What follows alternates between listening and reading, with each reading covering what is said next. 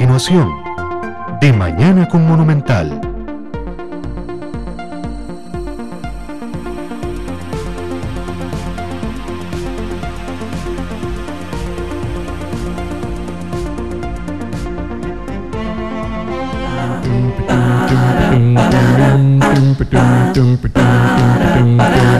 De mañana con Monumental, porque usted es lo principal. Deportes, curiosidades, tránsito, humor, espectáculos y mucho más. De mañana con Monumental, porque usted es lo principal.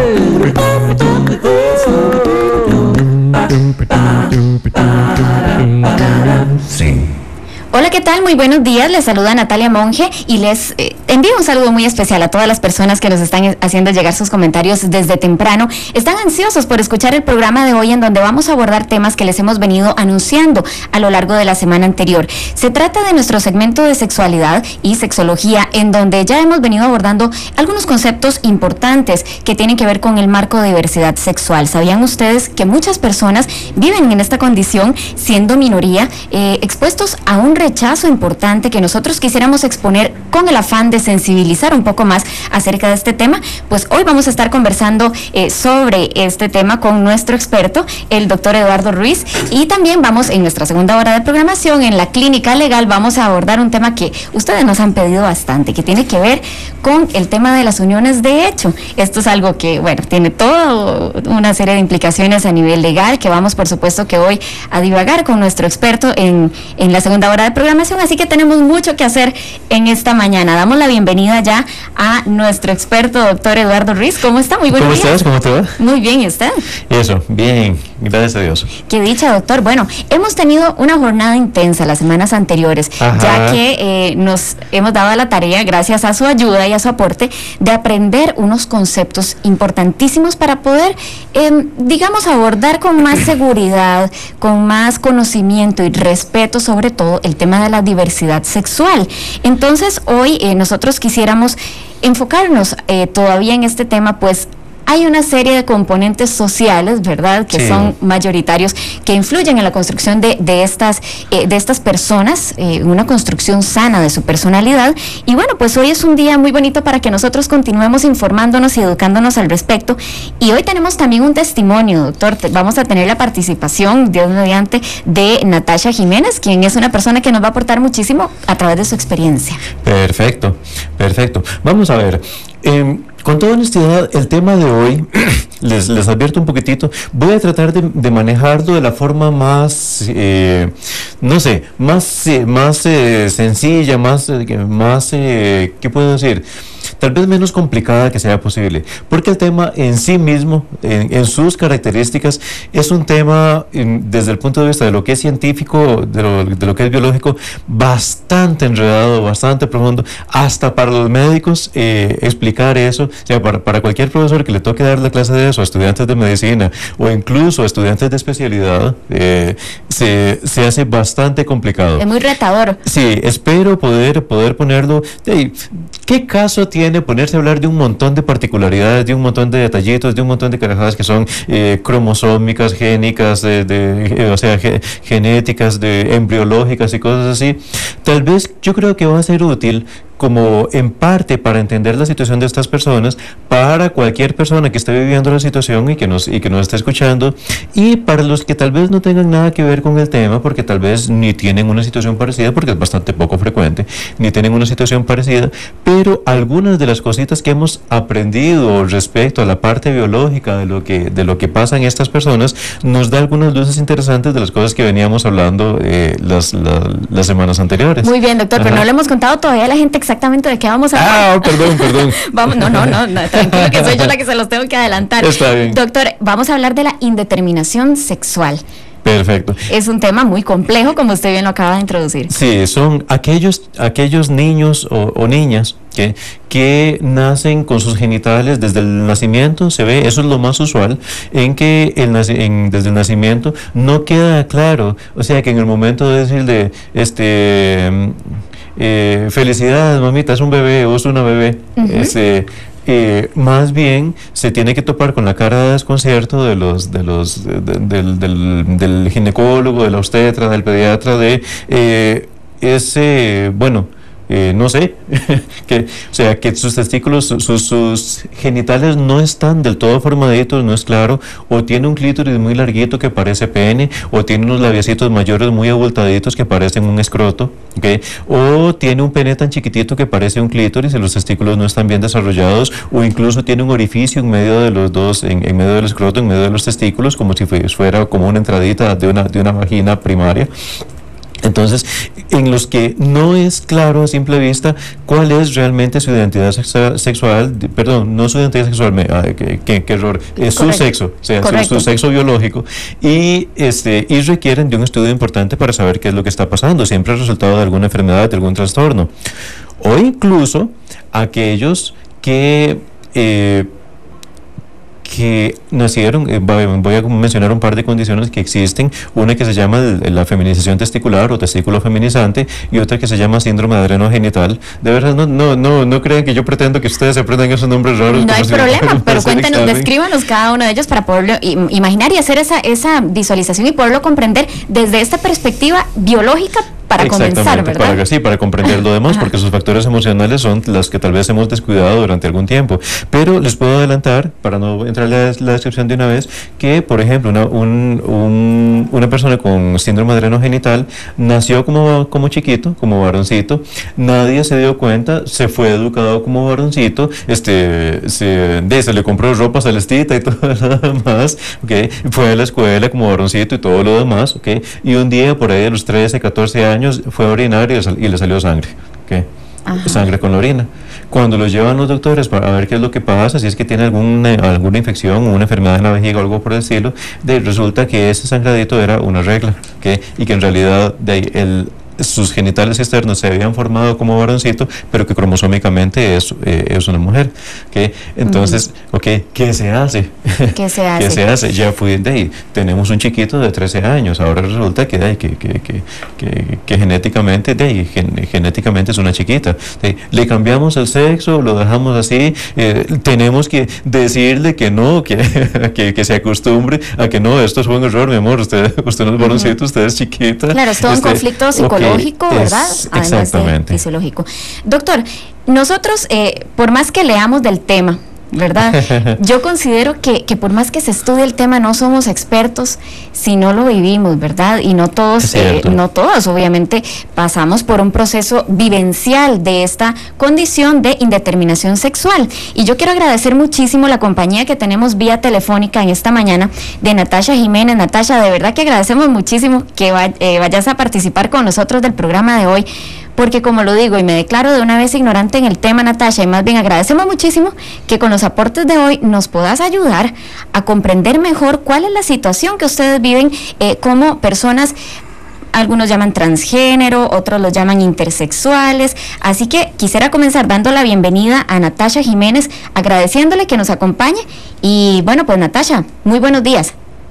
Muy buenos días y les agradezco desde ya la oportunidad para poder conversar sobre este tema que sigue siendo un tabú no solo en Costa Rica sino en toda Latinoamérica, ya que habemos muy pocas voces intersex, que sería el término que utilizamos los activistas en esta área. Muy bien, importante, Natasha, aclararle a la gente que efectivamente usted es activista, lleva muchísimo tiempo, si no me equivoco, siendo miembro de Mulavi, y bueno, pues es una lucha que a través de la experiencia suya que quisiera que nos comparta hoy, ha tenido ya vasta trayectoria. Yo quisiera, Natasha, que comencemos con una pequeña anécdota, que vos nos contés, nos resumas cuál ha sido tu caso específico para nosotros irlo abordando un poquito más ampliamente con nuestro experto también. Bueno, Vichy, de contar, digamos, algo que pueda ilustrar, digamos, lo que es o cómo viven las personas intersex en Costa Rica. He de decirle que todavía se maneja mucha desinformación en cuanto al tema, incluso dentro de el personal de salud, que todavía nos siguen etiquetando como hermafroditas o pseudohermafroditas, cuando consideramos las personas que somos activistas en ese sentido que es un término que es peyorativo. Preferimos el término intersexualidad porque es un término más amplio, que abarca no solo lo que antes llamaban y que todavía desgraciadamente siguen llamando hermafroditismo, que es aquella persona y que nace, es un término que nace en la época victoriana, que definía a una persona que tenía dos sexos, y eso no existe. Existe una persona que tenga tejido ovárico y testicular, que en medicina le llaman ovotestes, y es lo más cercano a ese imaginario que se tiene de lo que es una persona hermafrodita. La intersexualidad es un término, vuelvo y repito, más amplio, que abarca más de 75 variaciones en este sentido, y que en medicina llaman ambigüedad genital. O sea, es mucho más amplio que eso, y que abarca, digamos, condiciones como las que hablaba el doctor, desde las hipospadias, o sea, para llamarlo en palabras más coloquiales y más sencillas, Másticas. Exactamente, másticas. Personas que nacen con el huequito, digamos, para orinar, digamos, en un lugar donde no debería estar, por ejemplo. Muy bien. O tantas otras variaciones, digamos, que ya el doctor mencionó, ¿verdad?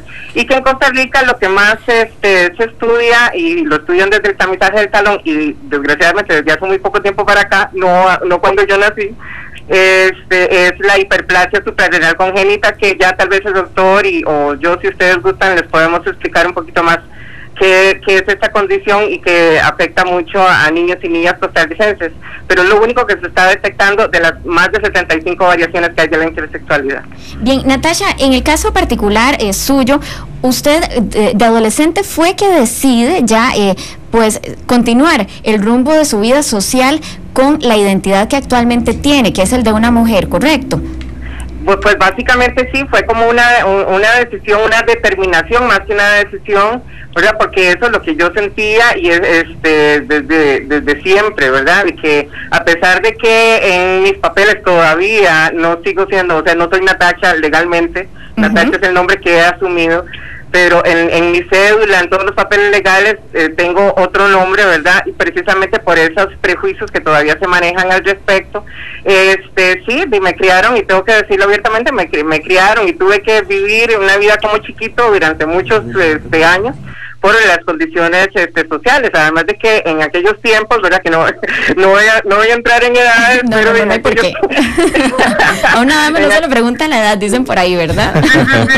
Muchas gracias. En aquellos tiempos era ojo de buen cubero, básicamente lo que el doctor, si algo se salía era chiquito, y si no, lo digo también en palabras chicas, y si algo no se salía era chiquita. Claro. Y entonces básicamente así fue como determinaron, y me pusieron legalmente como un chiquito, y así tuve que, digamos, para poder sobrevivir en esta sociedad y vivir como chiquito durante un tiempo.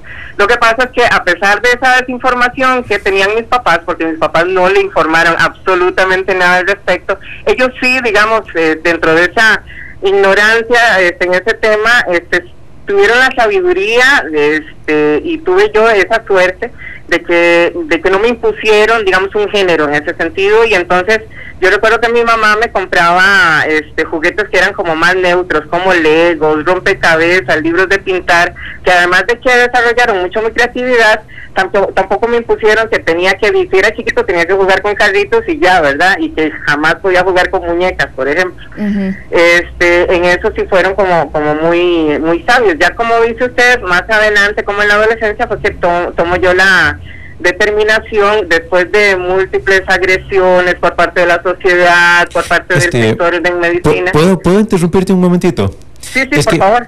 Perdona, es que creo que vamos un poquitito rápido, y no sé si si realmente, pues para las personas, es que vos conoces tu historia, vos conoces, digamos, lo que viviste, si nos empezás a contar lo que viviste en la adolescencia, perfecto, pero antes, no sé, no me gustaría como para que nos entendamos, para yo entenderte, que nos entiendan nuestros oyentes, ¿cuál fue tu situación?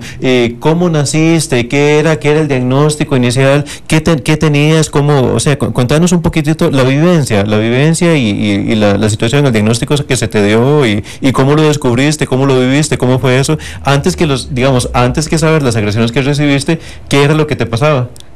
Bueno, sí, es que yo tengo como boca de metralleta, entonces... Está muy bien, Natasha, de todas maneras... como muy rápido, sí, perdón, tengo que poner en contexto las cosas. Tranquila que vamos bien, porque la idea es que hoy veamos de manera integral la situación de las personas que padecen que viven en una condición de indeterminación sexual, ¿correcto? Para que nos ilustres vos con tu ejemplo, ¿verdad? De la mejor manera posible, cómo es que se vive, ¿verdad? Cómo es el día a día, pero entonces, ahora sí, respondámosle al doctor. Sí, es algo así como... Antes de contarme qué fue lo que te dijo el tráfico, contame cuál fue el accidente. Exactamente, empecemos por el accidente. Exacto, sí. Bueno, la cuestión fue así, o sea, durante mi niñez, digamos que para poner en contexto todo eso, vuelvo y repito, digamos, mis papás, a pesar de la ignorancia, no me impusieron nada, pero la sociedad siempre sí impone normas muy severas, digamos, para aquello que se sale, digamos, de esas casillas.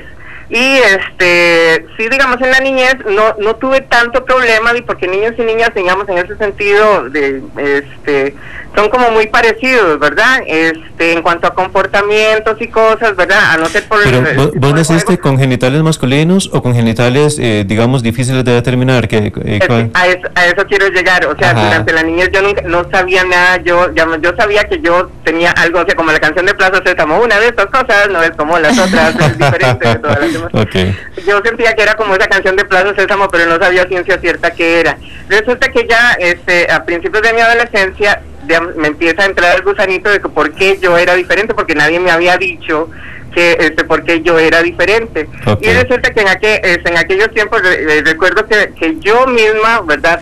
Trabajando, digamos, en vacaciones y todo eso, empecé a pagarme un seguro médico voluntario.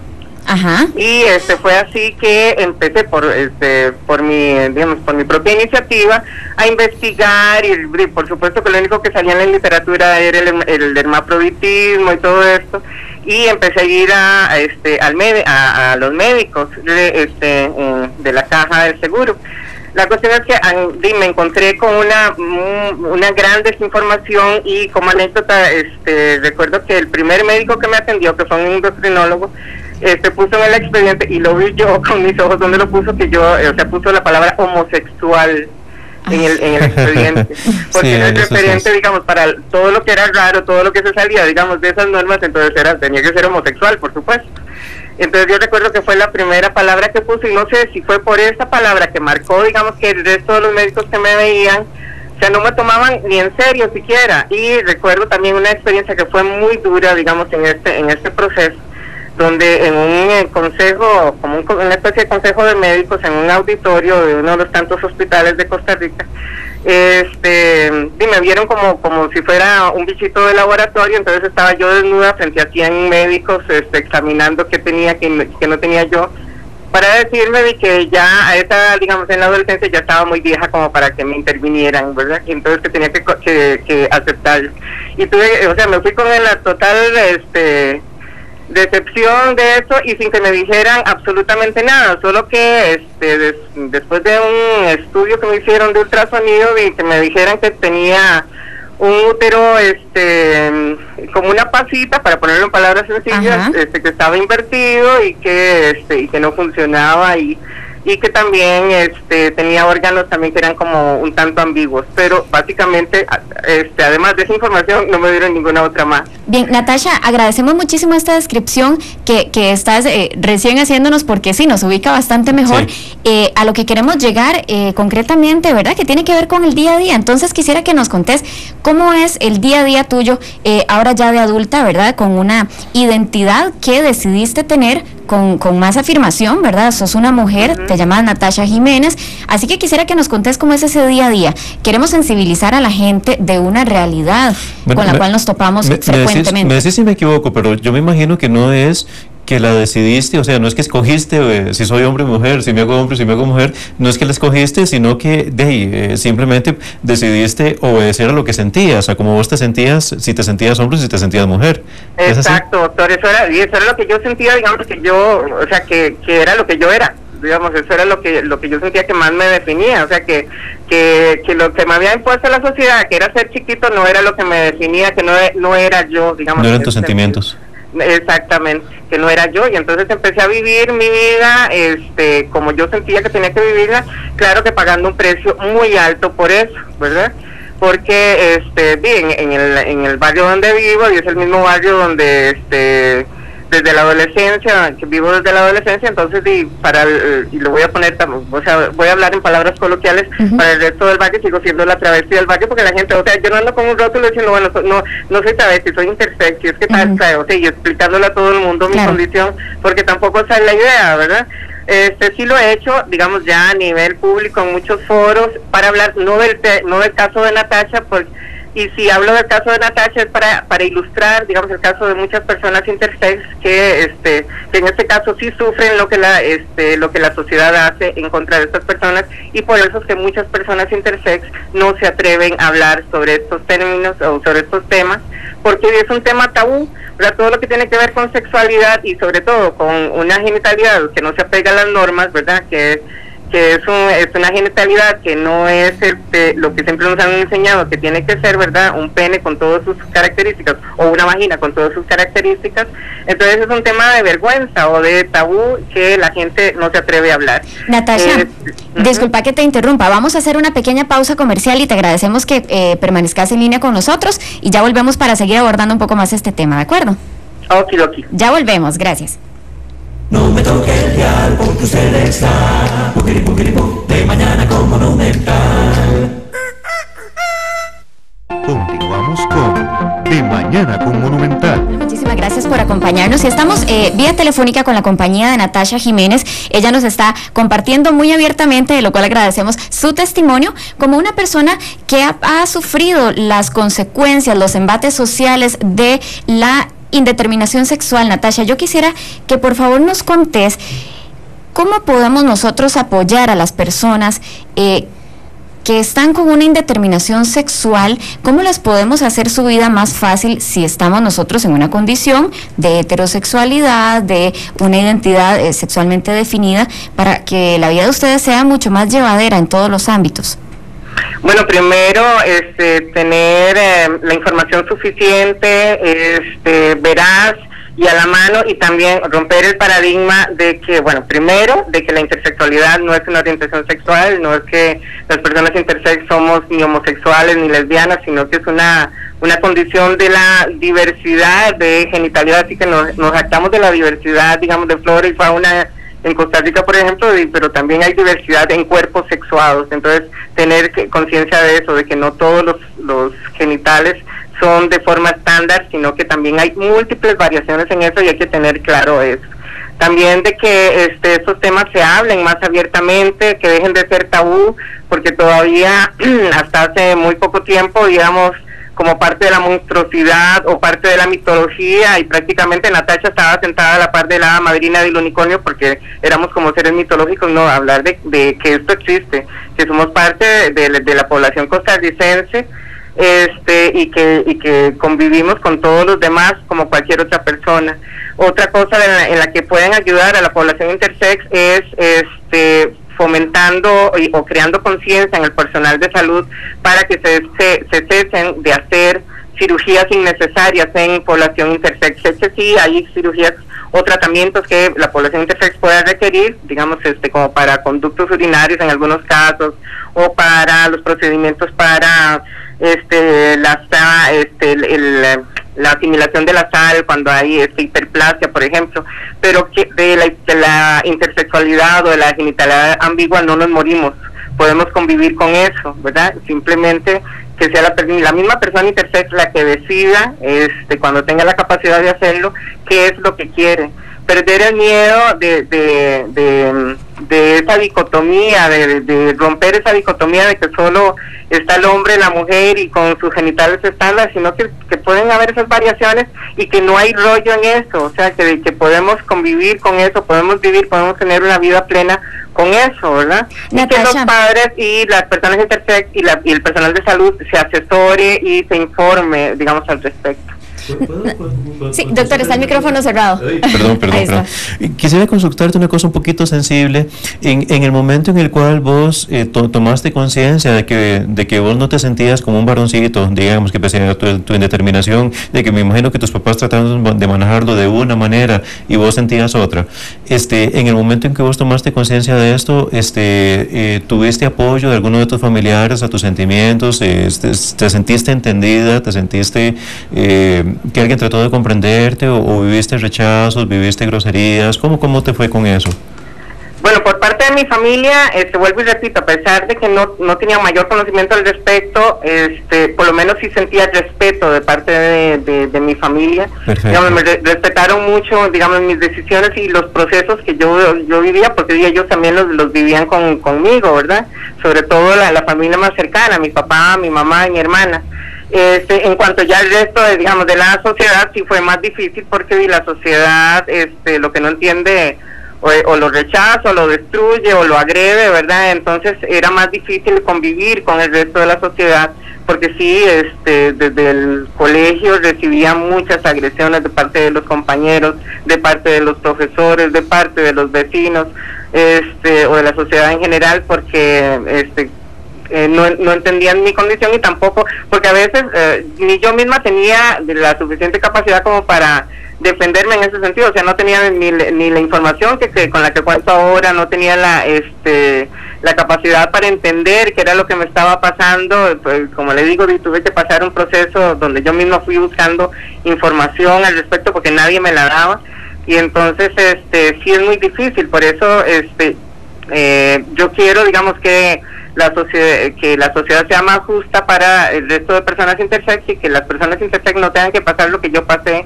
en la niñez y en la adolescencia. Natasha, disculpa que te interrumpa nuevamente. ¿Cómo debemos educar a la sociedad hoy en día para que eso sea posible?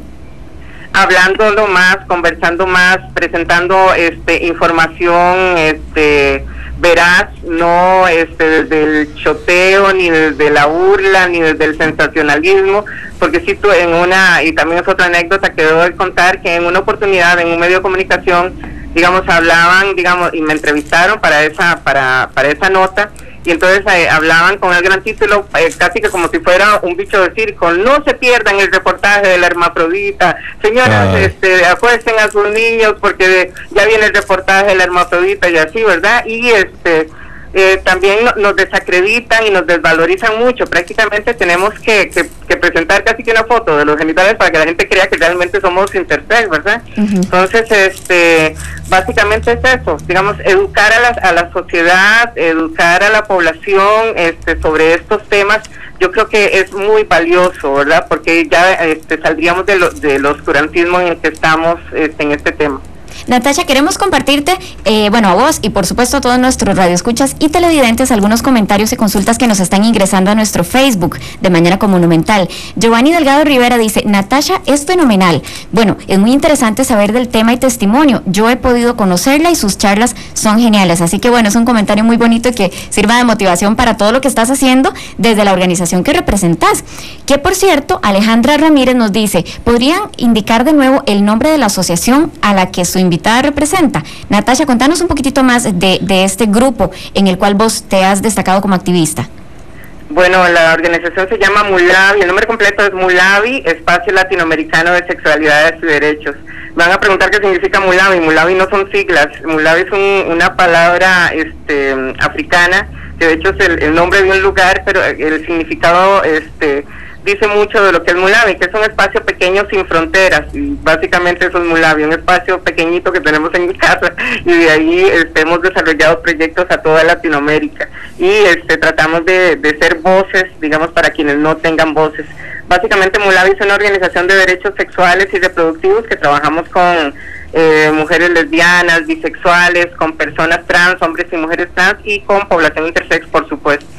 Natasha. Si quieren contactar a Eso te iba a pedir, por favor. Ajá, la página web de Mulavi es www.mulavi, que es MULAB grande y latina.org. Sería www.mulavi.org. Ahí están también una sección de contactos por si nos quieren escribir, y también mucha información tanto sobre el tema de la intersexualidad como de otros temas con los que trabajamos. Natasha, ya para ir finalizando la intervención tuya, que agradecemos, te reitero muchísimo en esta mañana, nosotros generalmente, la mayoría de personas, es decir, quienes no tienen indeterminación sexual, van a la escuela, después van al colegio, van a la universidad, se hacen profesionales, tienen un trabajo, se casan y tienen hijos. Digamos que ese es el patrón que la sociedad nos ha como que dibujado, digamos, con la descripción de normal. En el caso de una persona con indeterminación sexual, quisiera que nos contés brevemente cómo es este ciclo de vida, porque queremos mostrar la realidad, ¿verdad? Creo que no es tan romántico como lo acabo de describir. Sí, bueno, para muchas personas intersex no es tan fácil, pero también para otras sí se les facilita mucho, porque la genitalidad ambigua, la intersexualidad, la indeterminación sexual, como le quieran llamar, el nombre que le quieran poner, no es algo en muchas ocasiones tan visible. De hecho, hay muchas personas intersex que incluso tienen genitales estándar, pero sus cromosomas, por ejemplo, para poner un ejemplo concreto, chicas que se ven como chicas, que tienen genitales como de chicas, pero sus cromosomas son de varón, por ejemplo. O que tienen testículos internos. O sea, la intersexualidad no necesariamente es algo que se nota, no es algo que se ve, y como le digo, en la cédula tampoco no tenemos que poner la foto de los genitales para determinar si somos hombres o mujeres.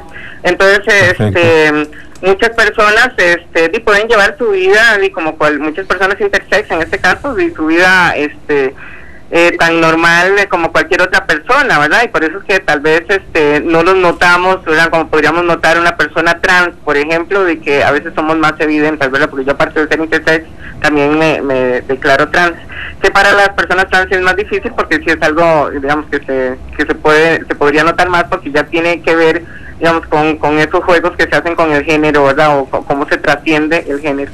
Bien, en Natasha. Cuanto a las personas, sí, continúa. Sí, en cuanto a las intersex, a no ser que las familias que todavía se dan, las hayan tenido prácticamente escondidas, ¿verdad? En un cuarto, ¿verdad? Porque por la vergüenza que les puede causar a esas familias, que básicamente es a las familias, no a la persona intersex, ¿verdad? La persona intersex puede vivir su vida plenamente si le dan las oportunidades para hacerlo. Muy bien, Natasha, agradecemos muchísimo el gran aporte que has dado hoy al programa. Esperemos que con tu testimonio y con lo que a continuación vamos a continuar hablando con el doctor y con las consultas que tenemos ya vía telefónica, podamos contribuir para que ese cambio social se dé y que el nivel de tolerancia aumente muchísimo más. Gracias, Natasha. Y muchas gracias por la oportunidad que me brindaron para poder hablar sobre este tema. Al contrario, muchísimas gracias a vos por tu testimonio tan sentido. Bien, muchísimas gracias, Natasha, y vamos a atender una consulta, doctor, que tenemos vía telefónica, porque ahora sí es su turno, doctor. Hay mucho de qué hablar, ¿verdad? Hay muchísimo, sí. Vamos a recibir la llamada de Marta, ¿verdad? Marta nos llama desde Zapote. Marta, adelante. Sí, buenos días. ¿Cómo le va? Buenos días. Bien, ustedes. Muy Los bien, felicito por el programa, está muy interesante. Muchísimas gracias. Lo único que yo quería saber más o menos si en el país se sabe qué porcentaje de niños nacen con ese producto.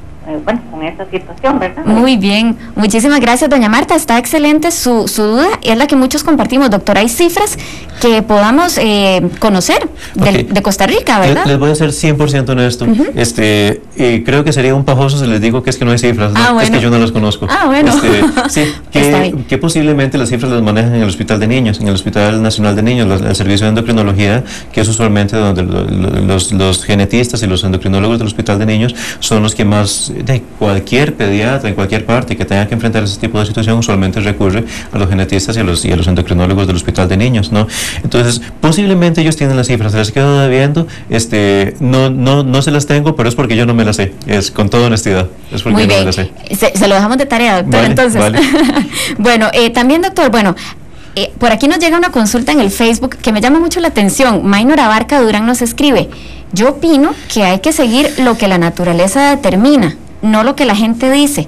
pero en el caso de las personas con indeterminación sexual, la naturaleza no les define cuál debe ser cuál es su sexo, ¿verdad? Y que, bueno, obviamente si estamos ante un comentario de una persona prejuiciosa y que no está entendiendo de lo que estamos hablando. Vamos a contarle, Minor, muchísimas gracias por el valioso comentario. Aquí lo que tal vez es bueno entender, al igual que Minor, muchas personas tienen la convicción de que es una decisión, pero aquí, Minor, queremos pues contarle que en realidad esto es una condición ya biológica, ¿verdad?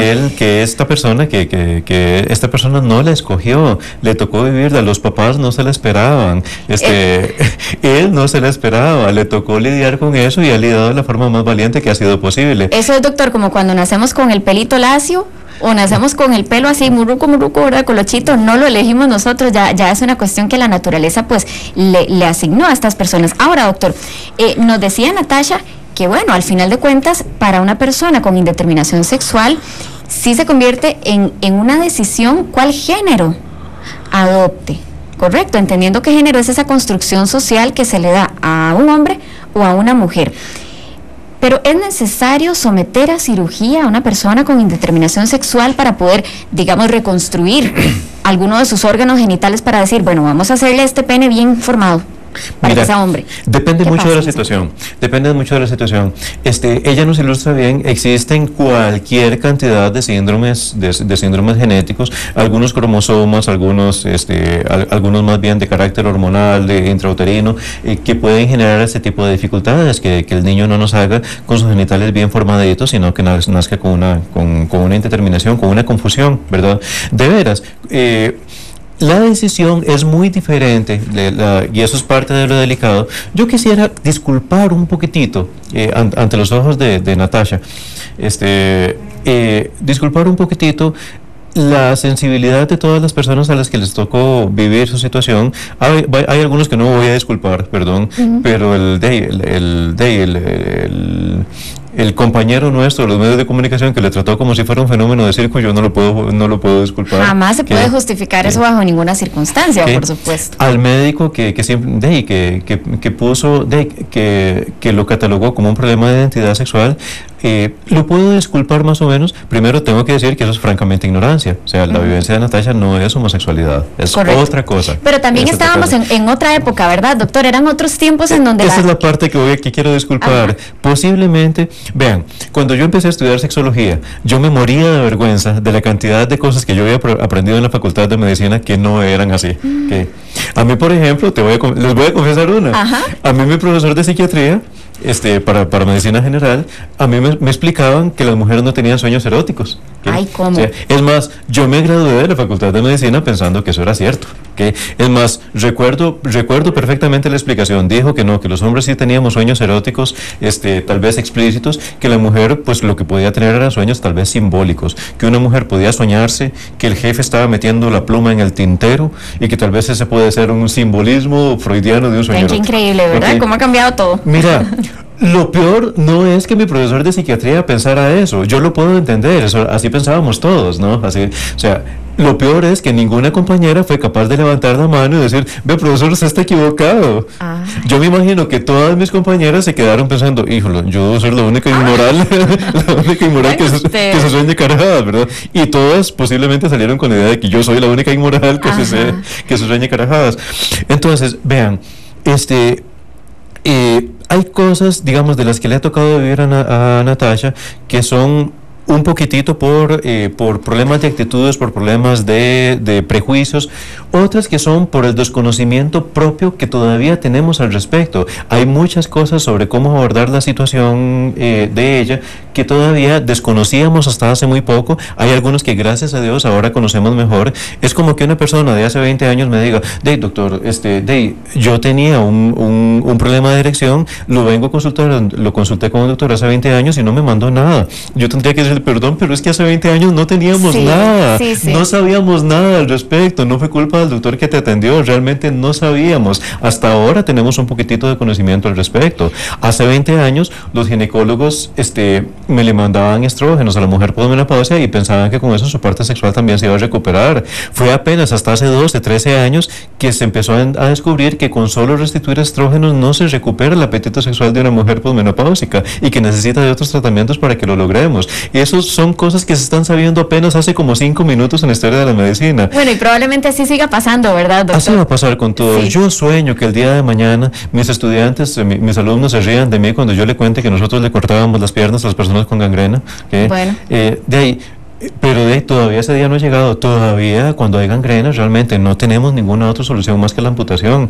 Y puede ser que de ahí que dentro de 20 años quiera Dios me escuche, es más, ojalá antes, alguna persona con gangrena se queje diciendo, qué bárbaro, o sea, qué bárbaros los internistas de esa época, tuve gangreno y qué desconocimiento tenían, me amputaron las piernas. No, es lo que teníamos, realmente no conocíamos más allá y todavía no conocemos más allá. Esperamos en Dios que posiblemente dentro de algunos añitos esa situación cambie. Respecto al conocimiento de la situación de Natasha, ya sabemos muchísimo más y es necesario que transmitamos ese conocimiento al resto de la población, incluso al resto de la población médica. Vea, doctor, qué interesante, Natasha nos hace llegar un dato. Dice que 1 de cada 200 niños nace con indeterminación de género. Okay. Le agradecemos mucho, Natasha, el dato, y bueno, igual, cualquier intervención, si no la volvemos a molestar un momentito, la volvemos a llamar. De verdad que es muy valioso porque sí vamos a corroborar, ¿verdad?, qué es lo que está pasando en Costa Rica, ¿verdad?, con el tema, pero este dato está muy valioso. 1 de cada 200 niños entonces nace con indeterminación sexual. Doctor, hay una parte que preocupa mucho, ¿verdad? Natasha decía, las oportunidades para las personas con indeterminación sexual no son las mismas. Sí. Esto se va también, esperemos, se va a mejorar, ¿verdad?, con el pasar del tiempo, conforme eduquemos a la sociedad. ¿Está preparada el cuerpo médico, vamos a decirlo así, la medicina, está preparada en nuestro país para abordar de manera correcta la situación de una persona que tenga indeterminación sexual? ¿Qué es lo que recomiendan los médicos? Yo creo que cada vez más. O sea, conforme se va sabiendo más, yo sí he podido comentar estas cosas con personas a las que les toca enfrentar este tipo de situación, y la verdad es que ha habido un interés humano profundo de tratar de comprender mejor su situación. Hasta hace poco lo que se hacía, hasta hace pocos años, era tratar de determinar desde el punto de vista puramente cromosómico qué era la situación, y guiarse únicamente por los cromosomas, cosa que en la mayor parte de las situaciones no es incorrecta, o sea, que no es incorrecta, especialmente ese chiquito que nació en que el diagnóstico fue claro, en que desde chiquitito no era, o sea, era confuso, o sea, ya era muy evidente que sus genitales no estaban claramente determinados. Ahí sí se ha movido todo el cuerpo médico, se hacen los análisis, los estudios genéticos, los estudios cromosómicos, y viera que termina siendo muy, muy confiable porque la vivencia de la persona a la que se le diagnosticó tempranamente es muy diferente a aquella persona que se le diagnosticó tardíamente.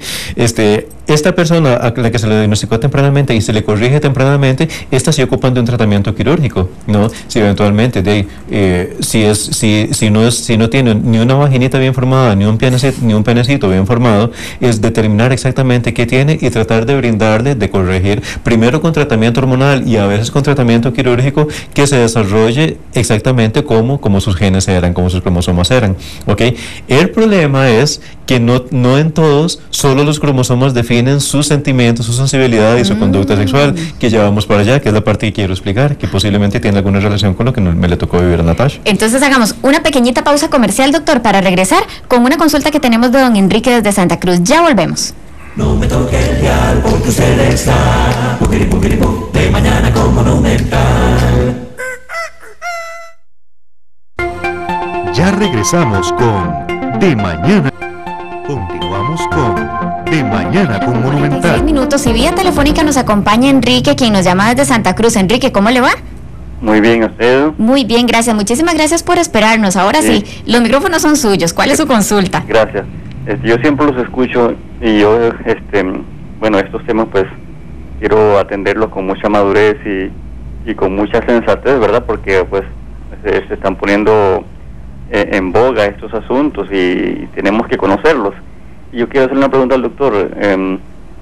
Yo quiero saber si la persona que es intersex nace con una genitalidad definida o es indefinida. Eso quiero entender mejor. Si es tan amable, muchas gracias. Muy bien, muchísimas gracias, don Enrique. Doctor, nos preguntaba don Enrique, quien nos llamó de Santa Cruz, él sigue con la duda, y de verdad, como lo dice Natasha, ¿será que necesitamos ver una foto para allá que nos quede muy claro? Vamos a dibujar a través de las palabras, sobre todo porque no tenemos una imagen en Canal 2 y no la vamos a mostrar, ¿verdad? Y también para la gente que nos sigue a través de la radio. Él tiene esa curiosidad, esa inquietud, dice, la persona que es intersex, ¿nace con una genitalidad definida o no? ¿Cómo es eso? ¿Con qué se come, como dicen? Mira, existen las dos situaciones. Bueno, dos suena demasiado simplista. Existen situaciones de situaciones. Mira, no hay una forma, digamos, que cuando uno ve cierta formita uno dice, esto es una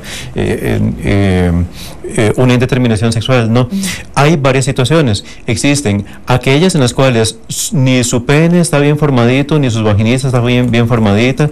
Aquellos que sí tienen una vaginita bien formadita, pero un clítoris demasiado prominente. Aquellos que sí tienen un penecito, pero unos testículos atrofiaditos, una bolsita de los testículos atrofiadita. O sea, hay muchas en las cuales a la visión queda claro que sus genitales no están bien formados.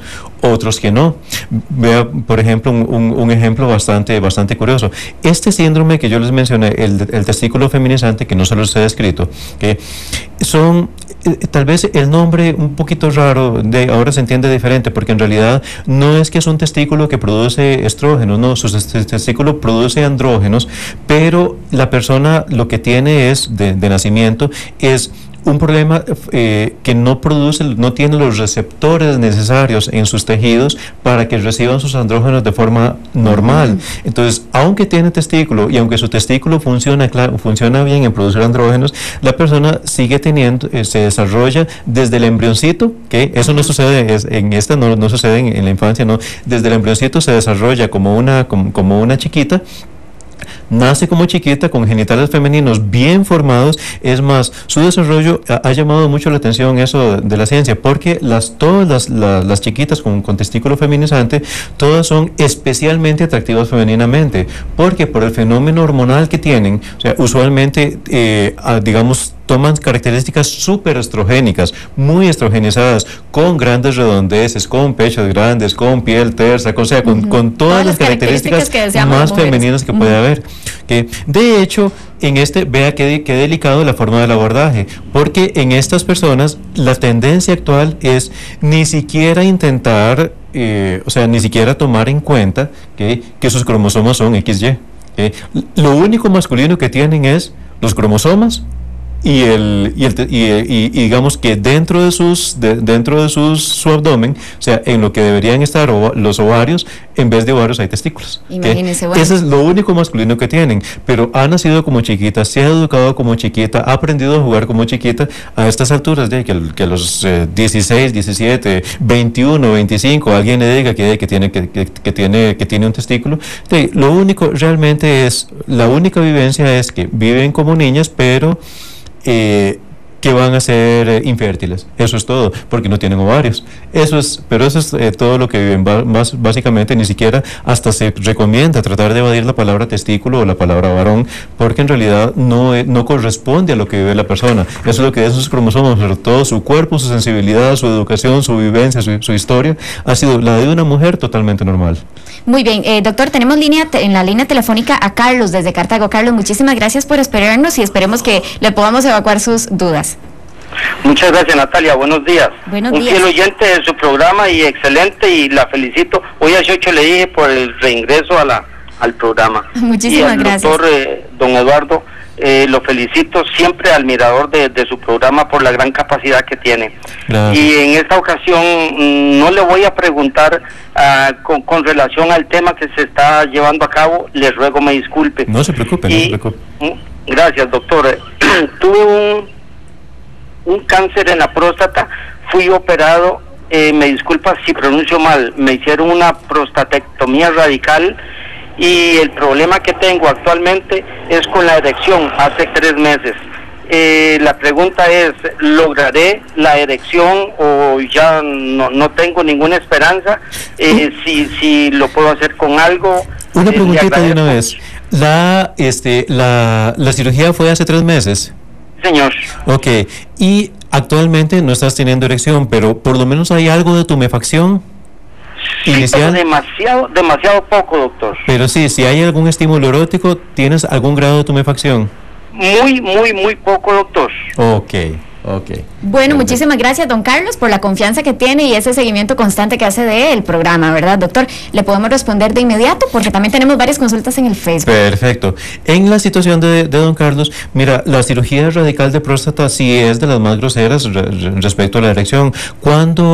Cuando a un hombre se le opera de la próstata y es por vía transuretral, normalmente no quedan con problemas sexuales. En el caso suyo, vieras que pasa mucho, pero porque si fue un cáncer de próstata es necesario no solo quitar la próstata, sino quitar todo lo que haya alrededor, cualquier indicio de tumor, y los nerviecitos que le llegan al pene pasan a la pura par de la capsulita que envuelve la próstata. Entonces, pese a que nuestros urólogos usualmente están muy bien capacitados y usualmente hacen hasta lo imposible para cuidar esos nerviecitos, en el transcurso de salvarte la vida, de quitar todo el tejido que sea maligno, todo lo que se pueda malignizar, usualmente los nerviecitos se lastiman. Entonces, el problema de erección de una persona con cirugía radical, con prostatectomía radical, que está bien pronunciado, dicho sea de paso, con ese tipo de problema, usualmente tiende a ser más severillo que los de otras causas. Sin embargo, vieras que esto se ha determinado así. En la mayor parte de las cirugías, como nuestros urólogos actualmente tratan de cuidar muchísimo eso, hasta hace poco no era así, ¿no? Si se iba el nervio, se iba, ¿verdad? Actualmente, como ellos tratan de cuidarlo muchísimo, siempre queda muy inflamado. A los 3 meses es normal que no haya ningún tipo de erección, pero si todavía hay, aunque sea un poquitito de tumefacción, implica que el nerviecito todavía está vivo. Ah, qué bueno. Que no está cortado. Así que es muy probable que después de unos meses, normalmente uno va viendo la recuperación como hasta el año de la prostatectomía. O sea, Muy que bien. la erección vuelva a aparecer. En el caso suyo, podría haberse beneficiado de medicamentos, pero no tanto estos tomaditos, sino incluso a veces algunos de los que se ponen inyectaditos, como el Trimix, o sea, existen digamos otros preparados que podrían serle más útil mientras tanto, pero sí tiene posibilidades. No es que le puedo jurar 100% que se va a recuperar, pero sí, cuando del todo no hay nada de tumefacción con el estímulo erótico, lo más probable es que los nervios han quedado totalmente cortaditos. Cuando hay, aunque sea un poquitito de tumefacción, es muy posible que el nerviecito no esté del todo cortado, que esté vivo y que pueda recuperar algo de su erección. Bien, entonces le vamos a recomendar a don Carlos que ojalá pueda acercarse a su médico, don Carlos, para que le dé ahora sí que la receta concreta que le pueda ayudar. ¿Y de cómo se aplica? Doctor, ve qué interesante, nos llega una aclaración de don Maynor Abarca.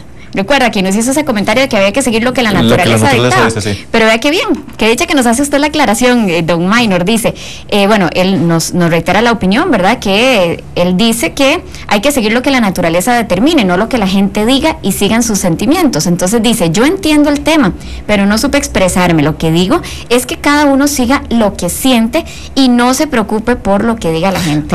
Eso cambia todo, Maynor.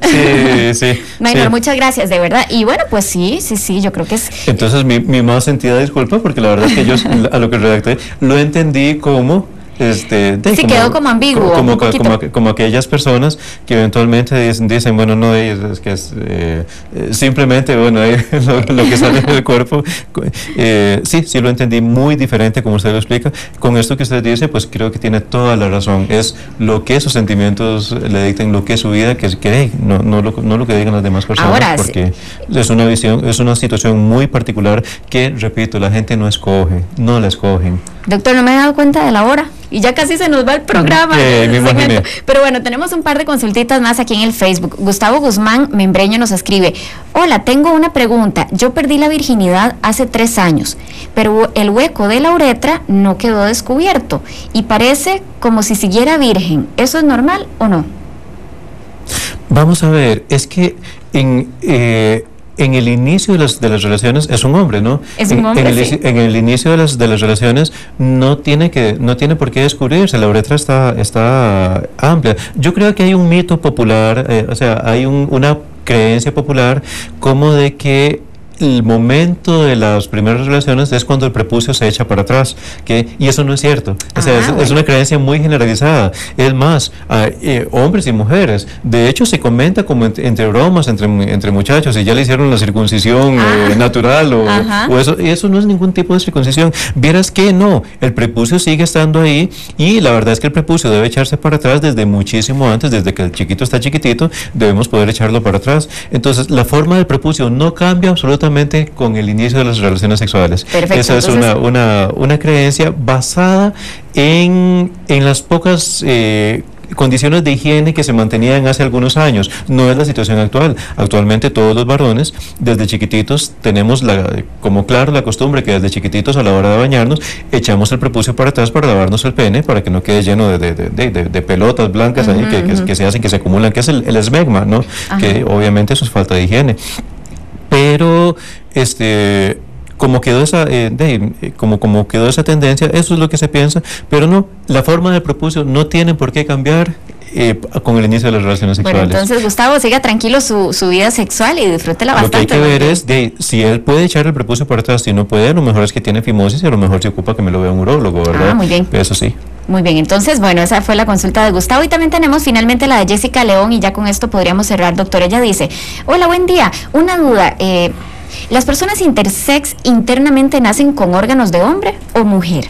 El asunto es externo, por lo que entendí. Entonces, ¿por qué deben decidir qué quieren ser si internamente ya hay un sexo definido? Y nos escribe: disculpen por la falta de conocimiento, gracias y bendiciones. No, Jessica, sí, como estamos diciendo, que este es uno de los temas que más denotan la ignorancia del ser humano, ¿verdad? Mira, incluso a nosotros médicos, es más, en el campo de la sexología todavía hay un montón de cosas que se están investigando montones, y de cosas en las cuales, cuando vemos históricamente cómo hemos tomado nuestras decisiones, hemos tenido que reconocer que también hemos metido la pata. Entonces, no es tu falta de conocimiento, la verdad es que esto es un tema que apenas se está empezando a investigar de una forma un poquitito más responsable.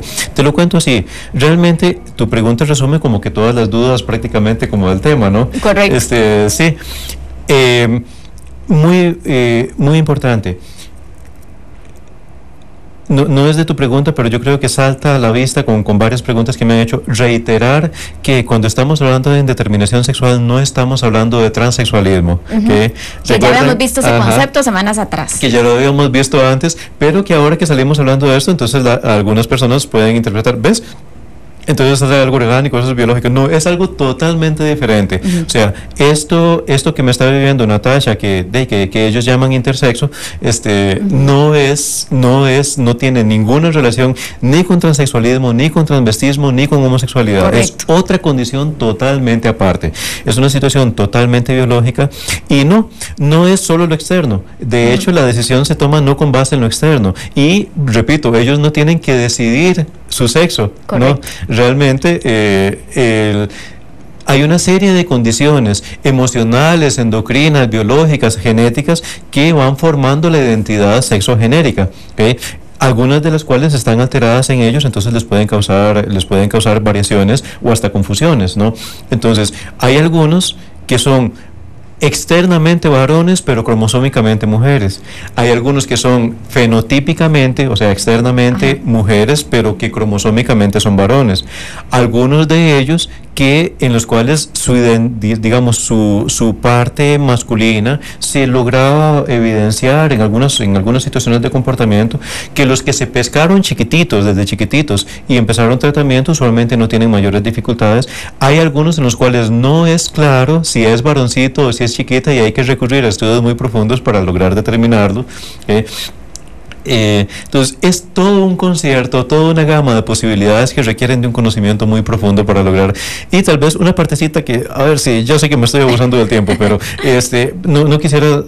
Por ejemplo, hay una cosa que pasa, para que podamos entender más una situación como la de Natasha, no es solo lo que pasa con los cromosomas. Obviamente, una chiquita que tiene una hiperplasia suprarrenal congénita, ya le salí con una palabra de domingo, una hiperplasia que genera mucho andrógeno y nace con cuerpito de varón, no es nada más que es una chiquita con penecito, es que además durante la vida intrauterina su cerebro estuvo muy bañado de andrógenos. Entonces es muy posible que esta persona exhiba algunos comportamientos más parecidos a los del otro, a los del otro sexo, que los que se hubieran esperado. Entonces estos cambios en la sensibilidad, en sus sentimientos, tienen un poco que ver con parte de lo que ha pasado, no solo si nuestros hormonas funcionan diferente, no solo nuestros genitales cambian, nuestro cerebro, nuestra piel, o sea, muchos órganos en el cuerpo cambian su forma de percibir. Entonces, el cerebro también se va a bañar y hay cosas del sentir, de la sensibilidad, de los sentimientos, de la conducta de la persona que tienen que ver con su desarrollo, con su vivencia, con lo que les tocó vivir, que no es nada más decir, los cromosomas dicen esto, hagámoslo así. Muy bien, doctor, muchísimas gracias por habernos acompañado. Era el doctor Eduardo Ruiz, una vez más conversando sobre temas importantes y de interés con respecto a la sexualidad. Muchísimas gracias. Vamos a hacer una pequeña pausa comercial y ya volvemos. El doctor Eduardo Ruiz Munguía es nuestro colaborador en materia de sexualidad humana. Si tiene consultas o comentarios, puede llamarlo al 25 22 10 00 o visítalo en su consultorio en la Clínica Bíblica, en el 5º piso de la Torre Omega. No me toque el dial porque usted está de mañana con Monumental. Ya regresamos con De Mañana con Monumental.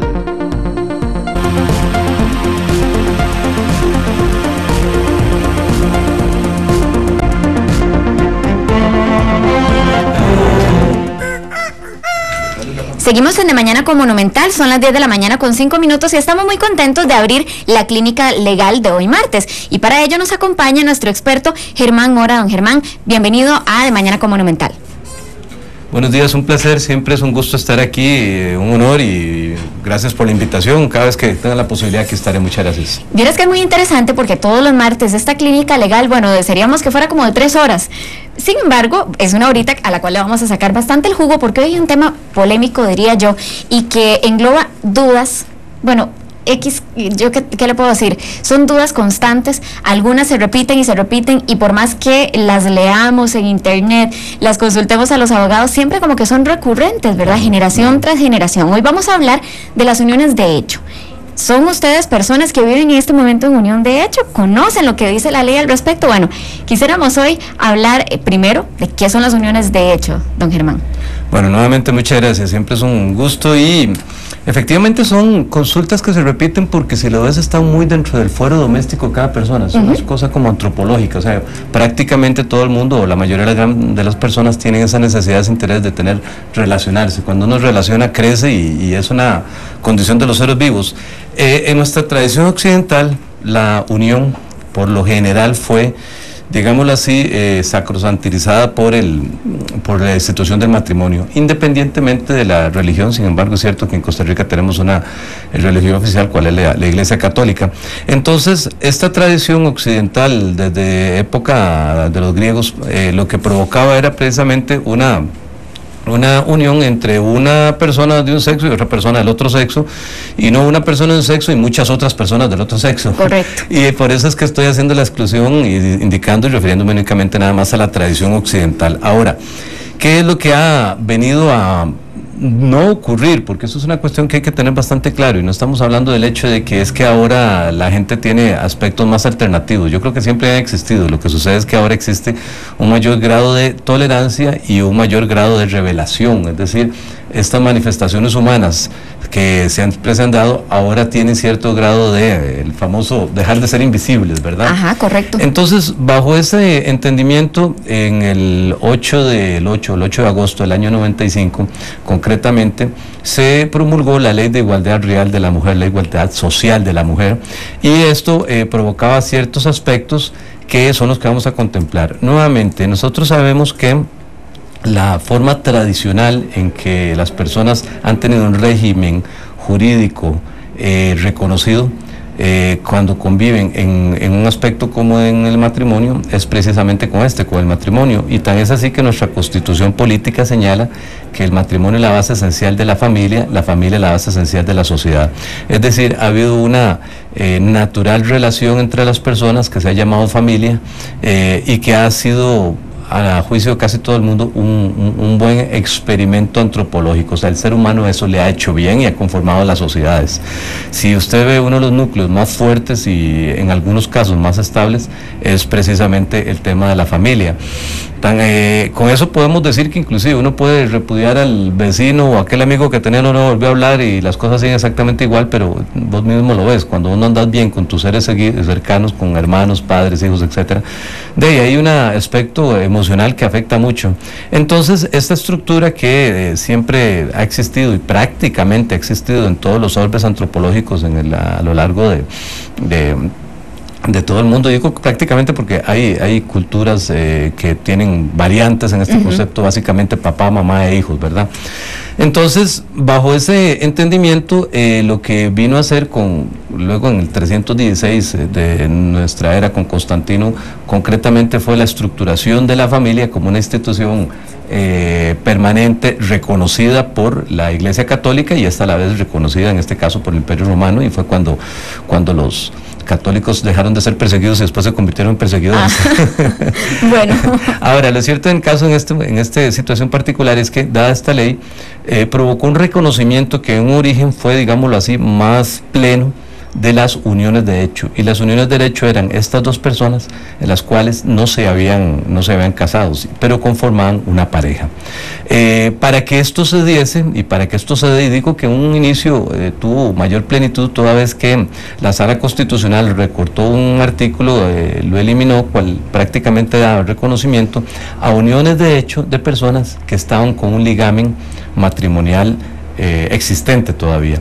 Entonces, hoy por hoy, para que exista una unión de hecho que sea reconocida judicialmente hablando, y ahorita vamos a hablar qué tipo de trámite es tenemos que entender y abocarnos al hecho de que son personas que tengan libertad de estado, o sea, que sean solteros, viudos o divorciados, que tengan una relación estable, pública, notoria, de forma continua, por más de 3 años.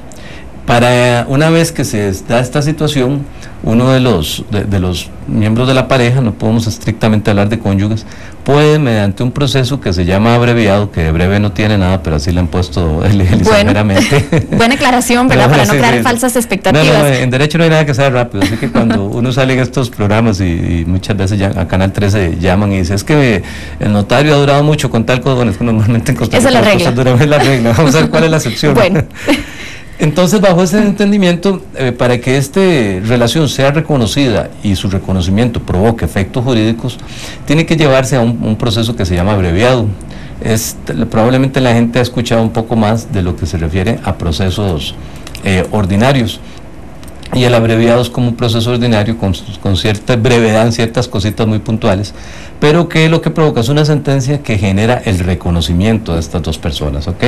Entonces, bajo ese entendido, los efectos se retrotraen no al momento en que sale la sentencia, sino al momento en que una de las partes pudo demostrar que a partir de tal fecha tenían una relación de pareja y vivían en unión de hecho. Entonces, estas son como, digamos, las estructuras básicas, y este reconocimiento judicial provoca los mismos efectos en cuanto a prácticamente todo, ganancialidad, herencias, de las cuales ahorita me quiero referir un poco. Es decir, provoca los mismos efectos jurídicos de un matrimonio, como si la gente se hubiese casado.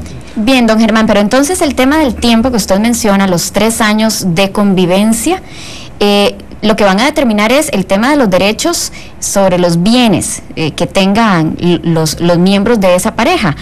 Es decir, podemos decir que se vive en unión libre si la pareja ya convive bajo un mismo techo, sin necesariamente tener 3 años.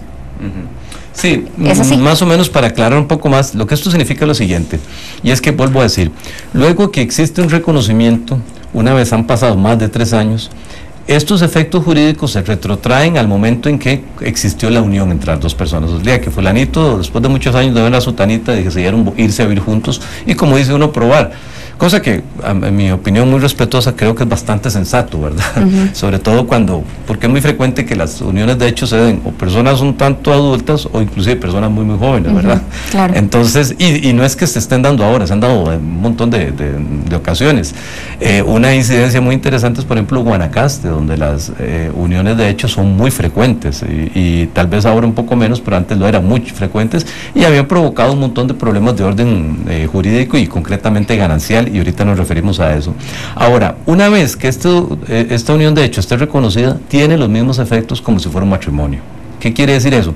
Que en el momento en que la persona, doña Juanita, se fue a vivir con don Jorgito, teniendo ellos esa condición de libertad de Estado, que es una condición indiscutible y razonable, ahorita le voy a explicar por qué creo yo que es razonable. En ese momento, a partir de ese momento, empieza a tener efectos como si estuviera casados. Lo que quiere decir es que si don Jorgito compra una finca, esa finca le corresponderá como bienes gananciales a los dos, 50 y 50%, porque ahí empieza a regir algo que se llama la mancomunidad o la ganancialidad de los bienes. Eso se interpreta que esos bienes son de ambos, de la pareja, de ambos miembros de la unión de hecho, porque no estrictamente no podremos decir de ambos cónyuges, aunque vuelvo a decir, tiene todos los efectos jurídicos como si fuera, por ejemplo, podría usted acudir a beneficiarse del seguro social, de seguros particulares, de bienes gananciales, de visitas a la reforma como visitas conyugales, cosas de ese tipo cuando existe este reconocimiento, es decir, pensión alimenticia igualmente, es decir, todas las situaciones que conlleva la relación de pareja como la estructura del matrimonio tradicionalmente conocida. ¿Cómo se comprueba cuánto tiempo lleva una persona viviendo con otra bajo esta figura que estamos hoy analizando, que son las uniones de hecho? Se comprueban de varias formas y aquí la prueba es amplia, es libre. Una de las formas más generalizadas de probarlo, me traer un cafecito amable. Llegó el cafecito aquí con chelita. Va a ser como mi quinto café, me ven caminando por las paredes. Ahí está muy bien, así somos los ticos. Así somos los ticos, qué bueno. Entonces, gracias, muy amable. Una de las formas más reconocidas es la prueba testimonial, es decir, cuando algún vecino dice, sí, yo me acuerdo porque yo soy el alcacero y le alquilé la casa a los dos y tengo 3 años de estarlos viendo juntos, que salen juntos, que en fin. Es muy frecuente que no existan, o frecuente no, pero por la mayoría de los casos podría decir que no existan tantos conflictos entre la pareja, más sí sobrevienen muchos conflictos cuando, por ejemplo, uno de los dos, digámosle cónyuges, y puse comillas aunque nadie lo pudo ver, ¿verdad? Digámosle, bueno, eso se puede estar transmitiendo. Canal 2, y los televidentes de Canal 2 sí pueden ver. Ahí se lo pueden ver. Entonces, cuando uno de los cónyuges muere, donde sobrevienen los herederos, ojalá de un primer matrimonio, o probablemente un primer matrimonio, y estos herederos quieren hacer la reclamación de los bienes y la sobreviviente, la cónyuge sobreviviente va a solicitar el hecho de que no, que precisamente no son bienes heredables, sino que son gananciales, porque fueron adquiridos, y esto es un requisito sine qua non, fueron adquiridos, un requisito sin discusión, dentro de el tiempo que estuvo la unión de hecho. Igual sucede, por ejemplo, si la pareja es casada, estructuralmente hablando, inscrito su matrimonio, y adquiere una serie de bienes mientras estuvieron en esa común unión. Una vez separados, y esta separación inclusive puede ser de hecho, esos bienes ya dejarían de ser gananciales. Bueno, a propósito de esto, hay otra duda que nos manifiestan con frecuencia, don Germán, y es, ¿qué pasa con los bienes que fueron adquiridos de manera individual por cada uno de los miembros de esa unión de hecho antes de establecer la unión de hecho? Luego de los 3 años también pasan a ser patrimonio de la pareja y ambos tienen derecho a la mitad. Natalia, indudablemente esa es una muy buena pregunta. No, en realidad los efectos corresponden a partir del momento en que las personas establecieron esa unión de hecho. Ok, qué sé yo, Jorgito y Juanita, ¿cómo se llamaba, verdad? Ajá, yo creo que sí. Jorgito y Juanita se enamoraron mucho, se conocieron o se vieron después de muchos años de no verse, los dos estaban en libertad de Estado, que es uno de los requisitos, vuelvo a decir, estaban en libertad de Estado, y caminando un día ahí por Moravia vieron una casa muy bonita, y estoy contando un caso que no es nada hipotético, eso es uno que le pasó a los vecinos míos. Y vieron una casa muy bonita, y dijeron qué casa más linda, tenían 2 o 3 días de estar saliendo, y dice, mira, ¿y por qué no? Yo la compro y nos vamos los dos a vivir juntos ahí. efectivamente uno no se llama Jorgito, pero no importa, vamos a dejarlo con Jorgito y Juanita, no importa. Okay. Entonces resulta que Jorgito compró la casa, la puso como divorciado, que efectivamente estaba. En ese mismo momento, al comprar la casa, ya los dos vivían juntos, 1 o 2 días antes habían decidido pasar ahí, y luego de 3 años ese bien se tiene como ganancial. ¿Ok? Vean que no estamos considerando que posiblemente la plata de Jorgito no fue un bien ganancial, o sea, no fue un dinero ganancial porque a lo mejor lo ahorró o X situación, pero él cuando la compró ya existía la unión de hecho, cuyo reconocimiento tarda, como le digo, 3 años y se hace ante los tribunales de familia en un proceso que, repito, se llama abreviado, mediante prueba documental y testimonial. La testimonial es la más frecuente, pero perfectamente se puede conseguir prueba documental, qué sé yo. Inclusive, imagine que a usted se le ocurre decir, bueno, Jorgito, y en este caso no sucede, pero Jorgito y Juanita, resulta que en esos días salieron juntos del país, y se puede demostrar que ya a partir de esa salida del país, que fueron a Miami a hacer compras y comprar las cosas de la casa, ya a partir de ese momento resultó que existía la unión de hecho. Bien, ahora, ¿qué pasa si esos bienes que son adquiridos cuando ya se está viviendo en unión libre se ponen a nombre de una sociedad y no a nombre de uno de los miembros, el que está adquiriendo la casa, el carro, la finca, en fin? ¿Qué pasa en esos casos? ¿Hay vulnerabilidad en la otra en el otro miembro de la pareja sobre el derecho que tiene, digamos, sobre esa propiedad? Natalia, yo estoy sospechando que usted probablemente sea abogada, entonces siento que es un agente infiltrado, que estoy preocupado. En realidad es que tenemos un buen equipo de producción donde trabajamos las preguntas antes entonces venimos preparados. Son preguntas muy buenas, muy atinadas, porque resulta como demasiado evidente que ha sido muy tradicional, mediante lo cual muchas personas han tratado de organizar y también camuflar su patrimonio mediante sociedades anónimas. Es decir, si adquieren bienes se pasa a nombre de sociedades anónimas y estas sociedades anónimas son difíciles, digámoslo así, de rastrear. Entonces, en teoría y en buena teoría, lo que significaría es que la cónyuge, en virtud de esta unión de hecho, sería titular del 50% de las acciones. Pero vuelvo a decir, al ser sociedades anónimas, el anonimato lo que conlleva, lo que implica, lo que quiere decir es el hecho de que no se puede verificar en una forma tan tangible quién realmente es el titular de las acciones. Entonces es un tema que al derecho siempre le ha resultado conflictivo, es el famoso velo societario, es decir, esa tapadera, esa protección, ese ocultamiento de saber quién es el verdadero propietario del titular de las acciones. En teoría debería ser el 50% de ambos socios, que son los miembros de la unión de hecho, de la unión libre, ese reconocimiento que existe, pero no deja de ser un tema muy conflictivo, muy complicado. Hace poco, inclusive vinimos en algunas ocasiones aquí al programa y en otros programas nos referíamos a una ley que es la 9024, que entró en vigencia el 1 de abril de este año, y el que grava con un impuesto a las personas jurídicas mercantiles, a las sociedades anónimas, digamos. Entonces eso lo que provocó fue el hecho de que tuviéramos la circunstancia de que al ser grabadas las sociedades, muchas sociedades empezaran a extinguirse, empezaran a diluir, a disolver, a fusionar. Entonces yo creo que va a existir una relación más transparente, porque la gente va a decir, bueno, lo piensan dos veces antes de crear una sociedad. Si yo tengo este bien a nombre de esta sociedad, mejor, por lo menos en mi caso, que acabo de comprar una casa, entonces lo adquirí a nombre mío, no a nombre de ninguna sociedad. Entonces, si tengo este bien a nombre de esa sociedad, mejor transparentemente lo pongo a nombre de esa sociedad y también me evito un poco de problemas y un pago anual, que no deja de ser importante. Y ahora, este tema del anonimato, don Germán, incluso se da cuando el presidente o la presidenta de esa asociación es uno de esa sociedad, tiene el nombre, figura como digamos la persona, la mujer o el hombre de esa pareja, es decir, yo soy la miembro de esa pareja y yo soy la presidenta de esa sociedad. Aún así, ese anonimato no se minimiza. En buena teoría, ¿con esa figura? En buena teoría, todo aquí es probatorio y no deja de ser complicado, y además de eso yo creo que es donde el límite de la justicia recorre su más débil arista, es decir, no deja de ser delicado. ¿Por qué me refiero que es delicado? Es por el hecho de que si vos te pones a analizar y te pones a ver este tipo de estructuras, es muy fácil de burlar la realidad de las cosas. Póngase a pensar una cosa, de ahí, en este mismo caso, el hombre previsor, a su manera de previsión, dijo, bueno, yo voy a adquirir esta propiedad a nombre de una sociedad anónima, pero aquí no aparece ni en media acción de Juanita, ni aparece en la junta directiva. La sociedad existía antes. Ahora, esa compra a nombre de una sociedad va a costar un poco más verificar la transparencia, la realidad de la intención. Entonces, siempre está esa perseguidera del anonimato societario, que es propio de otro programa.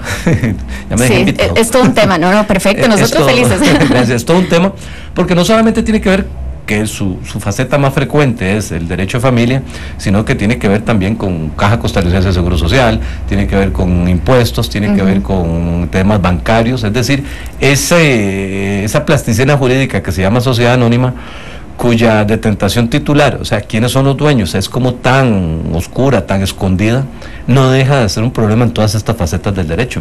Bien, seguimos conversando con el abogado Germán Mora, quien hoy va a aclarar todas las consultas que usted tenga respecto al tema de las uniones de hecho. Queremos invitarlos para que nos llamen, hagan sus consultas a través del Facebook de Mañana con Monumental o a través del 905-222-0000. Vamos a hacer una pequeña pausa comercial y ya volvemos. Llámenos llámenos estamos esperando su llamada, es importante, llámenos ya. No me toque el dial porque usted está de Mañana con Monumental.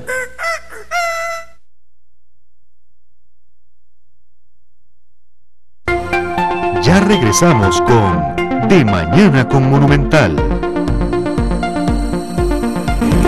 De Mañana con Monumental.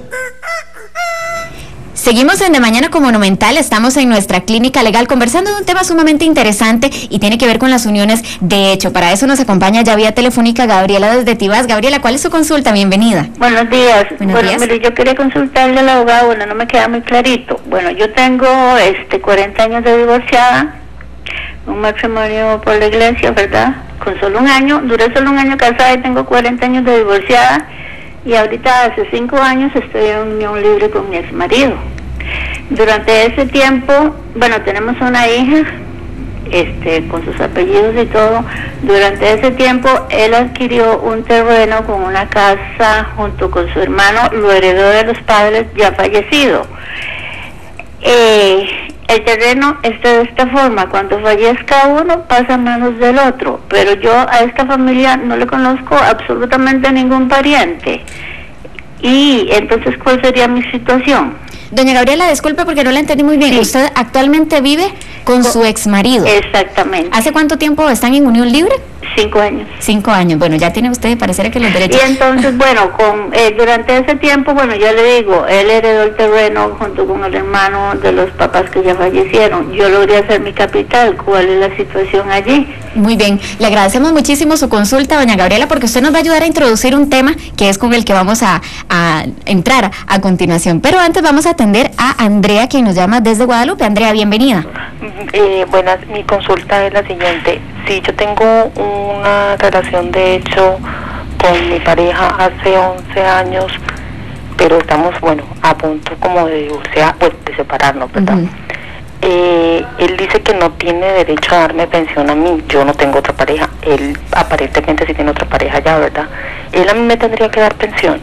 Muy bien, muchísimas gracias, Andrea, excelente su consulta. También tenemos a Gustavo, que dicha que llama a un varón, porque ahorita vamos a tocar también ese punto. Gustavo, bienvenido. Buenos días. Buenos días. Sí, para hacer. Ay, se nos fue. ¿Nos escucha, Gustavo? Sí, claro. Ay, adelante otra vez, que se nos fue la comunicación. Perdón. Es para hacerle una consulta al señor abogado. Ajá, adelante. Yo estuve en unión de hecho. ¿Durante cuánto tiempo? Estuve como 4 años. En esos 4 años saqué el bono. Ajá. Tengo mi lote que me lo dio mi papá. Ajá. El bono lo saqué a nombre mío. Ajá. Y luego de que se hizo la casa, al año la doña me decidió sacar de la casa. Ahora ella vive en la casa y se quedó con todo. Estando el lote a nombre mío y el bono a nombre mío. ¿Qué se podrá hacer? O si ella tiene todo el derecho o no. Muy bien, muchísimas gracias, Gustavo, por su excelente aporte con la consulta. Vamos a recibir también a Carlos, que nos llama desde Acerrí. Carlos, muchísimas gracias por acompañarnos. ¿Cómo están? Muy bien, ¿y usted? Gracias. La consulta es esta. Una pareja que tiene 5 años de vivir juntos. Viviendo juntos, hicieron una casa, compraron un lote, tienen un hijo, ahora ya se van a separar. Dice que le toca 50 y 50 digamos, la pareja. En este caso, el Estado no respalda al hijo, que es menor de edad, tiene como 5 años. Él no tiene ningún derecho, simplemente se reparte la casa y la mamá sale con el hijo y se va. El Estado no la protege en eso. Bien, muchísimas gracias, don Carlos. Su consulta es bastante valiosa. Vamos a atender también la consulta de Ileana. Ileana, bienvenida. Buenas, mi consulta es la siguiente. Yo tengo 8 años de vivir con mi pareja, tenemos un hijo de 7 años y a él le cuesta mucho la escuela, por lo tanto tomamos la decisión de que yo me quedaba en la casa ayudándole con los estudios. A mí me preocupa que si en algún momento nos separamos y yo no tengo experiencia laboral, que él no me dé nada a mí, es decir, no sé si tengo derecho a una pensión o solamente mi hijo. Muy bien, muchísimas gracias, doña Ileana, por su consulta. Vamos a cerrar aquí las consultitas para poder evacuar todas las dudas hoy, doctor, le digo yo ya como si estuviéramos todavía con medicina. Don Germán, doña Gabriela de Tibás nos decía que bueno, ella vive en unión libre con quien fue su marido solamente durante 1 año y estuvieron 40 años divorciados. Él obtuvo algunos bienes, pero como herencia de quien fuera su suegro, y ella desconoce si tiene algún derecho sobre esa herencia que le quedó a su ex marido. Qué complejo, ¿verdad? Sí, pero con esto complejo. entramos al tema de las herencias y al tema de los testamentos. Muy complejo, muy real y muy de todos los días, y efectivamente hay que aceptar y reconocer el hecho de que los bienes gananciales son aquellos que se adquieren dentro del término del matrimonio o de, inclusive en este caso también de la unión, de hecho, la unión libre. No, pero en un sentido, en alguna medida un tanto supuesto, pero que provoque y que significa que son por el común esfuerzo. El común esfuerzo es una cobija que protege todo, en el sentido de que puede ser que el hombre se quedara en la casa haciendo nada y la mujer fuera la que fuera a trabajar, que los bienes que se adquieren son igualmente 50 y 50. Es decir, hay una presunción que establece el derecho que dice que esos bienes van de ser repartidos por iguales partes. Sin embargo, no se incluyen aquellos bienes que fueron, por ejemplo, donados o por vía de herencia. Entonces, en el caso de doña Gabriela, no, ella no tendría derecho a los bienes que adquirió su esposo o los recibió por una herencia.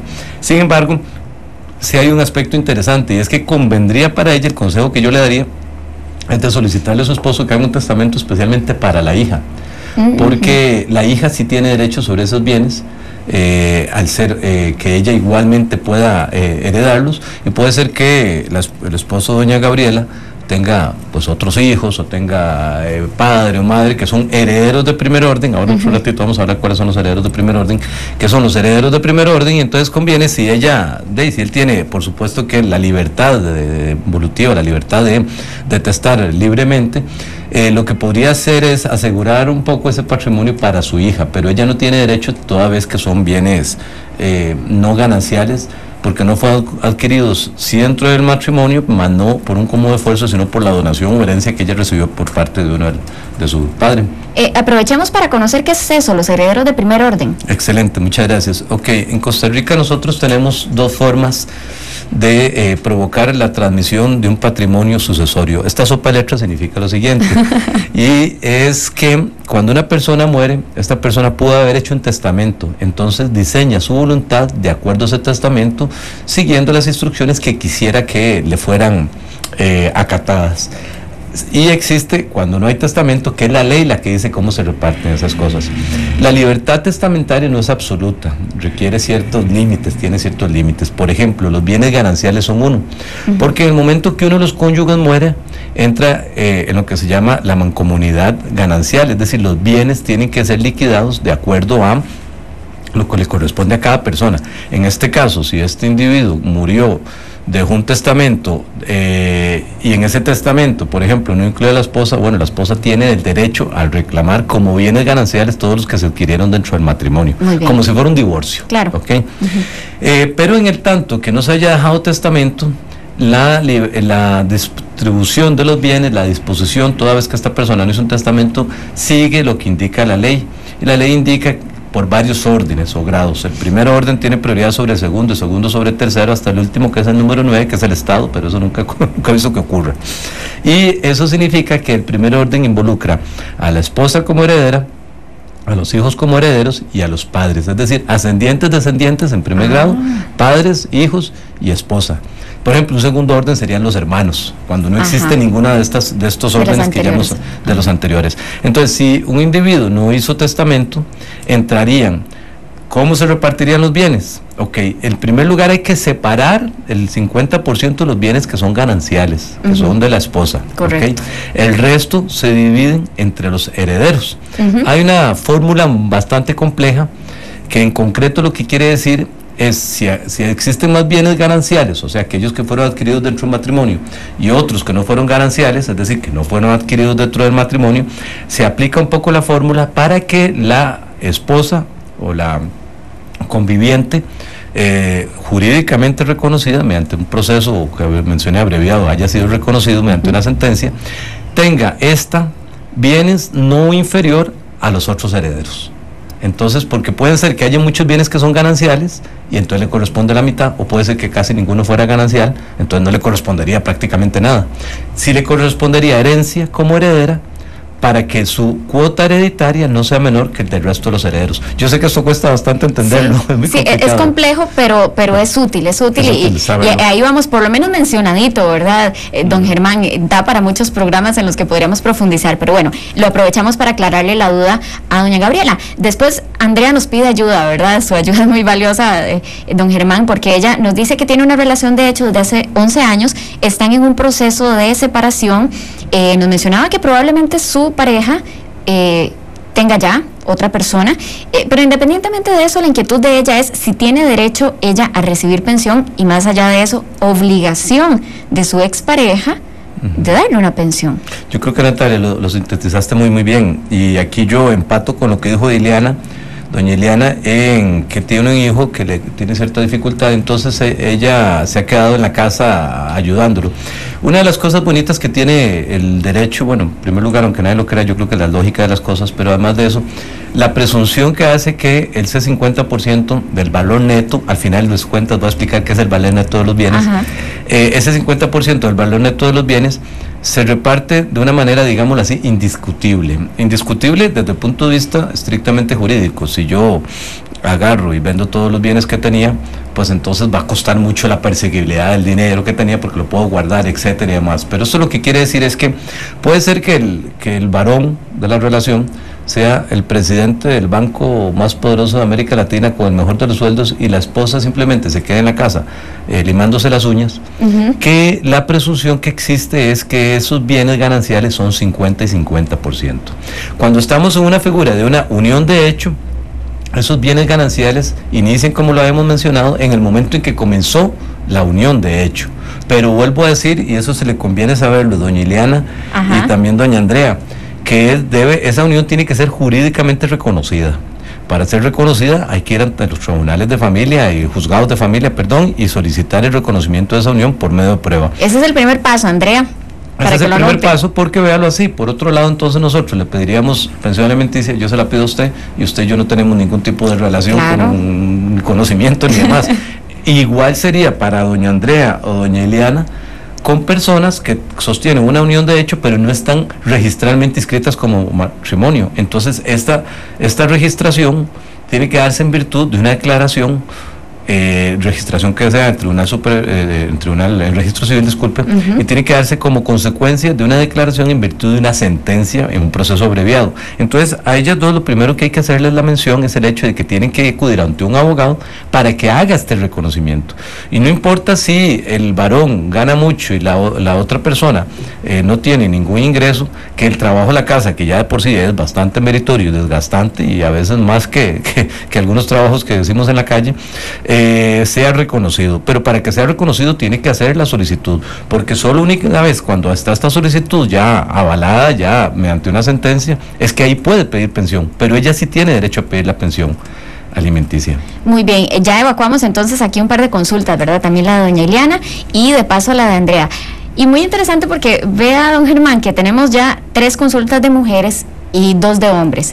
Y hablábamos ahora cuando estábamos en la pausa comercial de que, bueno, yo como mujer no dejo de reconocer que a veces la ley suele ser un poco injusta, ¿verdad? Se inclina mucho a apoyar a las mujeres, de ahí que incluso el nombre que usted mencionaba al inicio era Ley de Igualdad Real de la Mujer, que me mencionaba, bueno, fue creada por doña Margarita Penón en el año 95. Esto lo vamos a utilizar para introducir las consultas de Gustavo y de Carlos. Gustavo nos decía: tengo 4 años de vivir en unión de hecho, yo saqué el bono, tengo un lote que me había regalado mi papá, el bono está a nombre mío, nos dice Gustavo, y ahora se separó de quien fue su pareja con la que convivió en unión libre y todo lo tiene ella.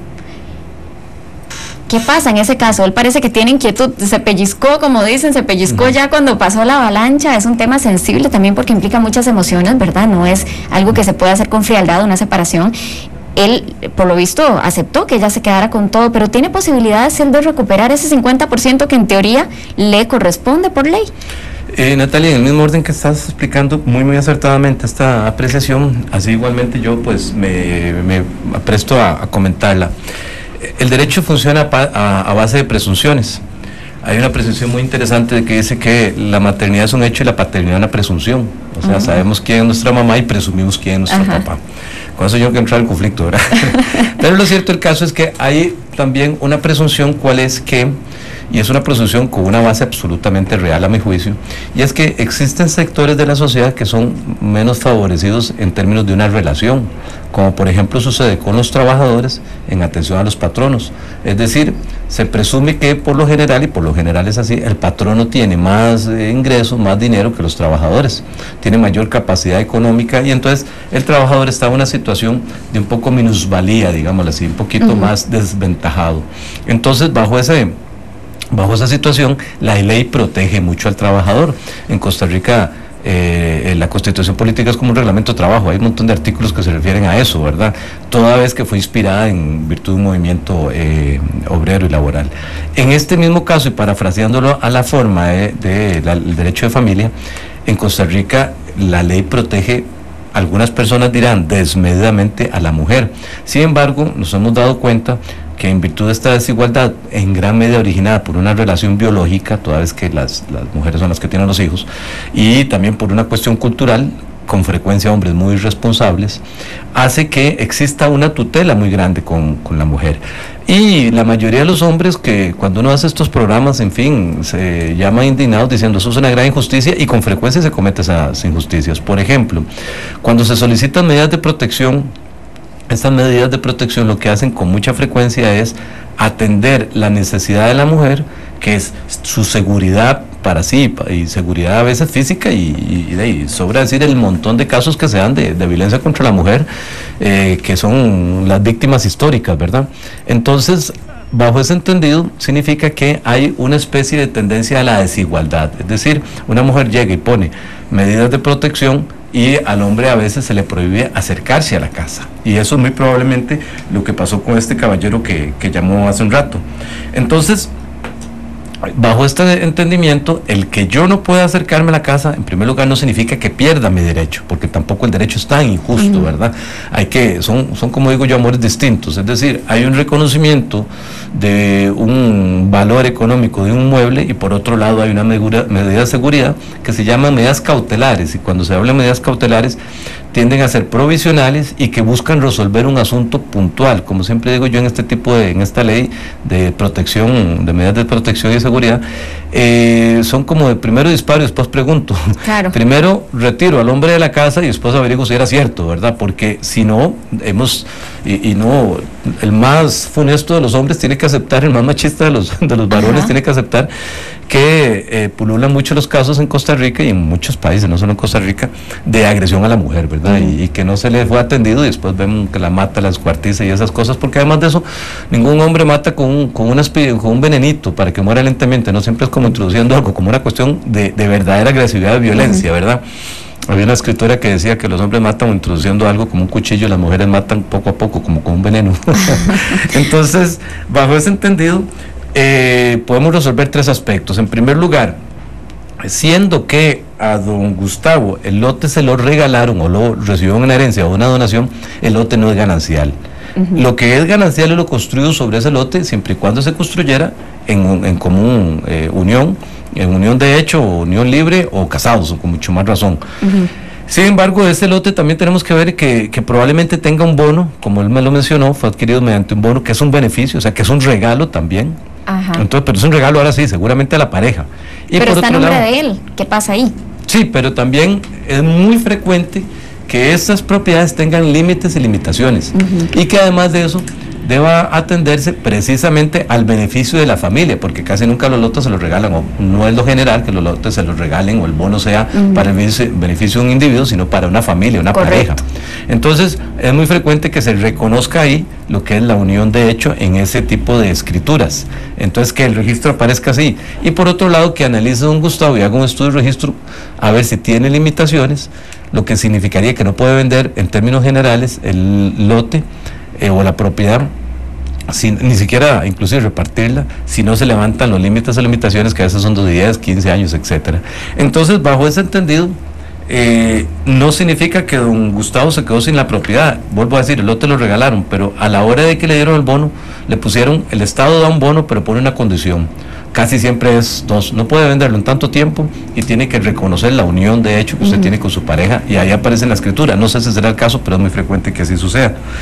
Y don Carlos nos preguntaba algún toque más delicado, y es el hecho de que quién protege a los menores, y a veces me quedé pensando que es una pregunta, es un planteamiento bastante importante, delicado. Miren, saliéndome un poquito del tema, las tribus norteamericanas, cuando uno de los guerreros moría, los hijos que dejaban eran tutelados por toda la tribu. O sea, prácticamente todos los guerreros se convertían en el papá de este. Pero nosotros somos egoístas, el mundo occidental, y lo peor es que somos malos egoístas. O sea, si cuidáramos bien lo nuestro, cuáles son nuestros hijos, no tendríamos que estar en estas preocupaciones de hijos desamparados. Y el cuidarlo significa también un acto de reflexión, y qué es lo que estoy haciendo mal también, ¿verdad? Porque, por ejemplo, cuando sobrevienen los divorcios, pues pucha, todo es más importante menos los hijos. Entonces, bajo ese entendido, no existe exactamente, a no ser que sea el Patronato Nacional de la Infancia, un defensor de los menores en los términos que lo está explicando.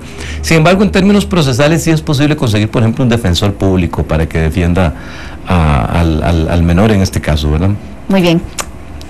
Bien, entonces tenemos algunas consultas ahora de nuestro Facebook, don Germán.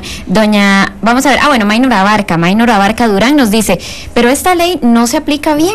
Yo tengo 15 años de vivir en unión libre, mi señora es extranjera, y fuimos a migración a pedir su residencia y me respondieron que de nada valían los años de estar juntos si no hay hijos. Bueno, es que aquí ya vienen otras variables, ¿verdad? El tema de si son nacionalizados, costarricenses. Ok, lo que quiere decir don Maynor Abarca, y que lo que le dijeron es que en Costa Rica, en términos generales, nosotros tenemos que analizar que después de cada una de estas afirmaciones hay un mundo larguísimo, ¿verdad? Hay una cola grande. Hay una cola de explicacioncitas. Tiene que haber vínculo, y el vínculo es que la esposa de don Carlos no se ha casado en primer lugar, entonces no tiene vínculo con él, y no tiene hijos, entonces tampoco hay vínculo con los hijos. Ellos tienen que hacer un procedimiento de reconocimiento de la unión de hecho, tal y como los comenté, que es un juicio en el cual se solicita ese reconocimiento. Y este es un tema que también es cercano, es muy parental a esto que se está discutiendo mucho ahora, y yo personalmente avalo este tipo de tendencias, cuál es el reconocimiento de las uniones de personas del mismo sexo. Yo sí creo que jurídicamente ese reconocimiento debería tener la misma estructura de lo que hemos hablado ahora, es decir, personas del mismo sexo que quieren tener y provocar efectos jurídicos. Ha sucedido que una pareja de hombres vive juntos por muchos años, uno de ellos muere, y el otro se enfrenta al hecho de que no es heredero, porque no está dentro de ninguno de los órdenes de los que hablamos, o sea, no es conviviente, no reconocido jurídicamente, es conviviente desde un punto de vista social y desde un punto de vista humano, digámoslo así.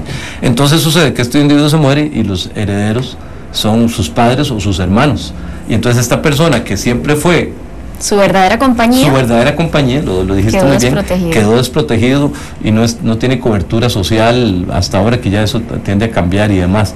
Pero lo que es importante es que yo sí creo que Costa Rica en ese sentido tiene que avanzar y tiene que provocarse efectos jurídicos a las personas del mismo sexo. Yo estoy casi seguro que dentro de unos años, esto es una cosa como de avance, amiga.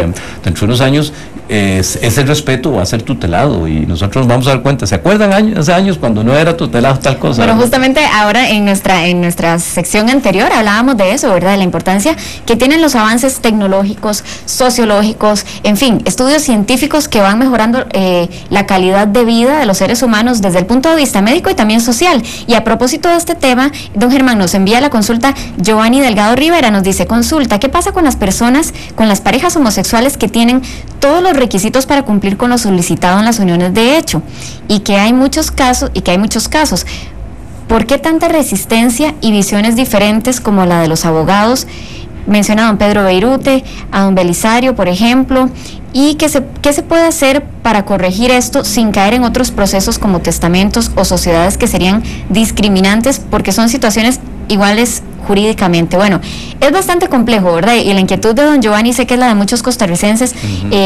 Es un tema que ahorita legalmente, lamentablemente, pues no está reconocido, no está resuelto, pero las luchas sociales se han incrementado y se han intensificado bastante en pro de que desde la perspectiva legal sean reconocidos. No estamos hablando de perspectivas religiosas, ni mucho menos. Es una cuestión legal, como usted mencionaba, don Germán. Muchas gracias. Previo a dar esa explicación, quiero saludar, porque uno siempre manda saludos. Claro, ¿verdad? Que sí, adelante. A mi mamá, que me dijo que en esta ocasión me iba a escuchar, porque normalmente a este momento ando al gimnasio, pero parece que en estos momentos sí iba a tener la posibilidad de escuchar el programa. Jenny Vargas Montero. Bueno, doña Jenny, un saludo cordial y qué dicha que está haciendo ejercicios y escuchando de Mañana como Monumental. Qué bueno. Aprendió a nadar como a los 62 años y ahora hace piruetas en el agua. Le hace competencia a las POL. Sí, yo creo que ella persigue alguna presea olímpica.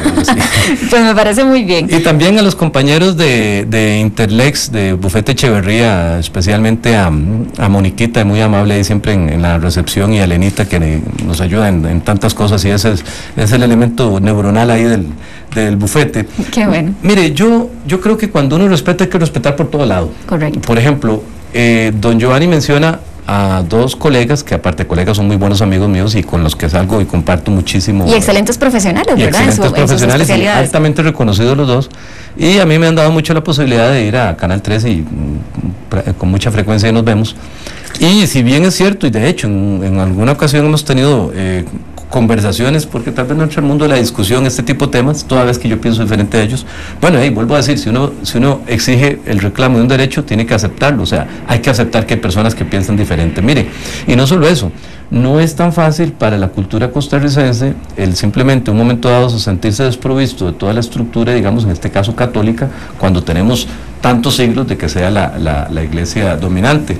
Por otro lado, por ejemplo, yo también siento que tengo que respetar a las personas que piensan diferente a mí, en el sentido de decir, voy a contar una pequeña anécdota. Dando una charla de Derecho Notarial en Cuba, me decía a mí un cubano, cuando yo le mencioné que yo consideraba que tenía que tener efectos jurídicos la relación de personas del mismo sexo, la unión de hecho de personas del mismo sexo, y me decía, mire, sabe que yo pienso diferente a usted, y se puso un poco airoso el hombre, y dice, porque yo sigo la palabra de Jesús, y a Jesús eso no le hubiera gustado. Yo no soy para nada un conocedor de estos temas de la Biblia ni demás, pero sí tengo que decir que lo que yo conocía de Jesús es que era un hombre que predicaba el perdón, el respeto, la solidaridad, la compasión, y yo nunca le he oído que diga no a los homosexuales, por decirlo así. Entonces yo creo que utilizar temas de creencias es muy delicado, porque por otro lado hay personas que eso les puede afectar vigorosamente, como alguien que decía ahí, que son personas que van a ser condenadas al fuego eterno. O sea, a mí eso me cuesta mucho entenderlo. Sí. Y a mí me cuesta mucho creer que por el hecho de que dos personas vivan en unión de hecho y no se hayan casado, su relación está mancillada o algo así. Esas son cosas que me cuesta mucho respetuosamente aceptar. Creo que cotidianamente cometemos delitos más grandes, digámoslo así. Sí, ahora bien, don Germán, yo quisiera aprovechar esta oportunidad para aclarar que la línea que tenemos en De Mañana con Monumental es informativa. Nosotros lo que pretendemos con nuestros segmentos es brindarles información, en este caso desde la perspectiva legal. Si quisiéramos hacer un abordaje de este tema desde la perspectiva religiosa, créanme que lo aclararíamos desde un inicio y lo ubicaríamos en alguno de los segmentos que durante la semana asignamos a cada día que la revista pues está disponiendo de temas de nutrición, etcétera, ¿verdad?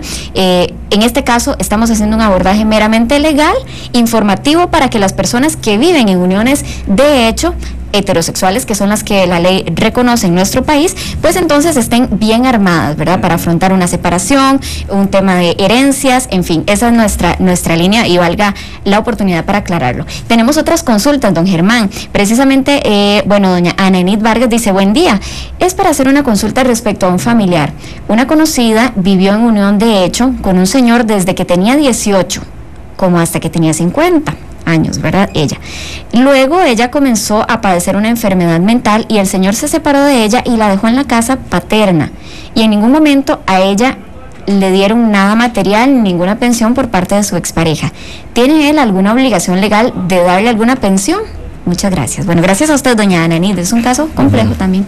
Muchísimas gracias, ¿no? Y yo, en atención a eso, quiero agradecer, y siempre me ha parecido que este foro es muy, muy importante para este tipo de consultas, y además, por supuesto que lo que expresé es mi particular opinión. El derecho, a final de cuentas, es un fenómeno jurídico y social, y entonces proyecta las cosas que socialmente se consideran necesarias.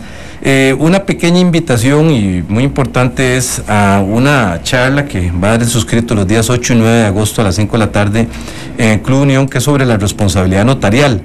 Podrán, especialmente dirigida a notarios, inscribirse al teléfono 2224-9290, o podrán mandar un correo a mi correo electrónico, que es lic.hermanmora.v@hotmail.com. Y en atención a lo que explica y menciona la señora doña Ana, que acaba de mandar un correo, no, indudablemente, aparte que es una situación absolutamente injusta, se debe de analizar si estas personas estaban en posibilidad de contraer matrimonio, o sea, en libertad de Estado, para poder provocar un proceso en virtud del cual se dé este tipo de reconocimiento como bienes gananciales, porque los bienes gananciales, si ellos tuvieron libertad de Estado por todos estos 50 o 40 años, le correspondería a esta señora, que está probablemente inhábil, la reclamación. Ahora, si ella padece una enfermedad mental y está efectivamente inhábil, hay una declaratoria que hay que hacer en ese sentido. Cualquiera de sus familiares pueden declarar inhábil y se va a alumbrar un curador, y este curador va a tener la figura como de representante, y podría hacer esta reclamación del reconocimiento de unión de hecho. Entonces es importante hacer esta observación, porque para las personas que están inhábiles se hace un proceso de enajenación o de inhabilitación para que puedan llegar y tener un representante, no pierda sus derechos en ese sentido. Bueno, está excelente también entonces que podamos aclarar esta consulta. Bien, se nos ha ido el tiempo, don Germán, pero yo creo que logramos sacarle el jugo a esta horita, en donde evacuamos dudas que nos ingresaron a través del Facebook, a través de nuestra línea telefónica, y bueno, pues lo que esperamos, como bien les decía hace unos instantes, es aclarar las dudas que ustedes tienen respecto a un tema que es frecuente. ¿Y por qué es frecuente? ¿Por qué es recurrente? Bueno, porque ocurre de generación en generación. Las uniones de hecho no son nuevas, tienen años de existir, se dan actualmente y posiblemente sigan dándose en nuestra sociedad, y también pues es importante que estemos preparados con un poquitito de información. La información es poder, así que nos podremos defender bien en caso de situaciones adversas. Muchísimas gracias, no, indudablemente un tema importante, porque no solo por lo que muy bien has anotado, Natalia, sino por la situación. Puedes pensar, como acaban de mencionar, 50 años de vivir con una persona y no saber que tenía un derecho para poder heredar de ella o para poder reclamar el 50% de los bienes gananciales. Es decir, se das cuenta que puede ser la inversión de una vida. Correcto, y aparte son de esos temas que hasta que no nos tocan a nosotros, ¿verdad? En nuestra vida cotidiana, padecerlos, pues entonces hasta ese momento no nos informamos bien, así que no está de más ir adquiriendo un poquitito de conocimiento. Estos programas son muy importantes para provocar esa cultura y ese conocimiento general que ocupamos, y nuevamente muchísimas gracias por la invitación, estoy para servirles. Gracias a usted, era el abogado don Germán Mora quien nos estuvo acompañando en nuestra clínica legal, y a ustedes, amigos de Canal 2, amigos de Radio Monumental, les agradecemos infinitamente todos los aportes que hacen a través de la participación en cada uno de nuestros segmentos. Les deseo una feliz mañana. Soy Natalia Monge y que les vaya muy bien. Hasta mañana.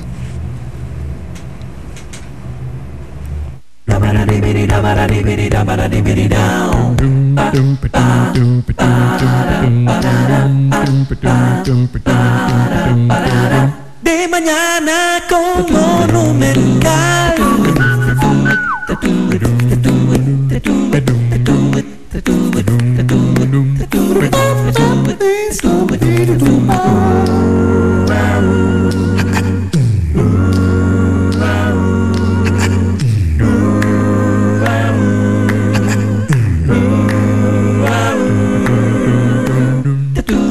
De mañana con Monumental.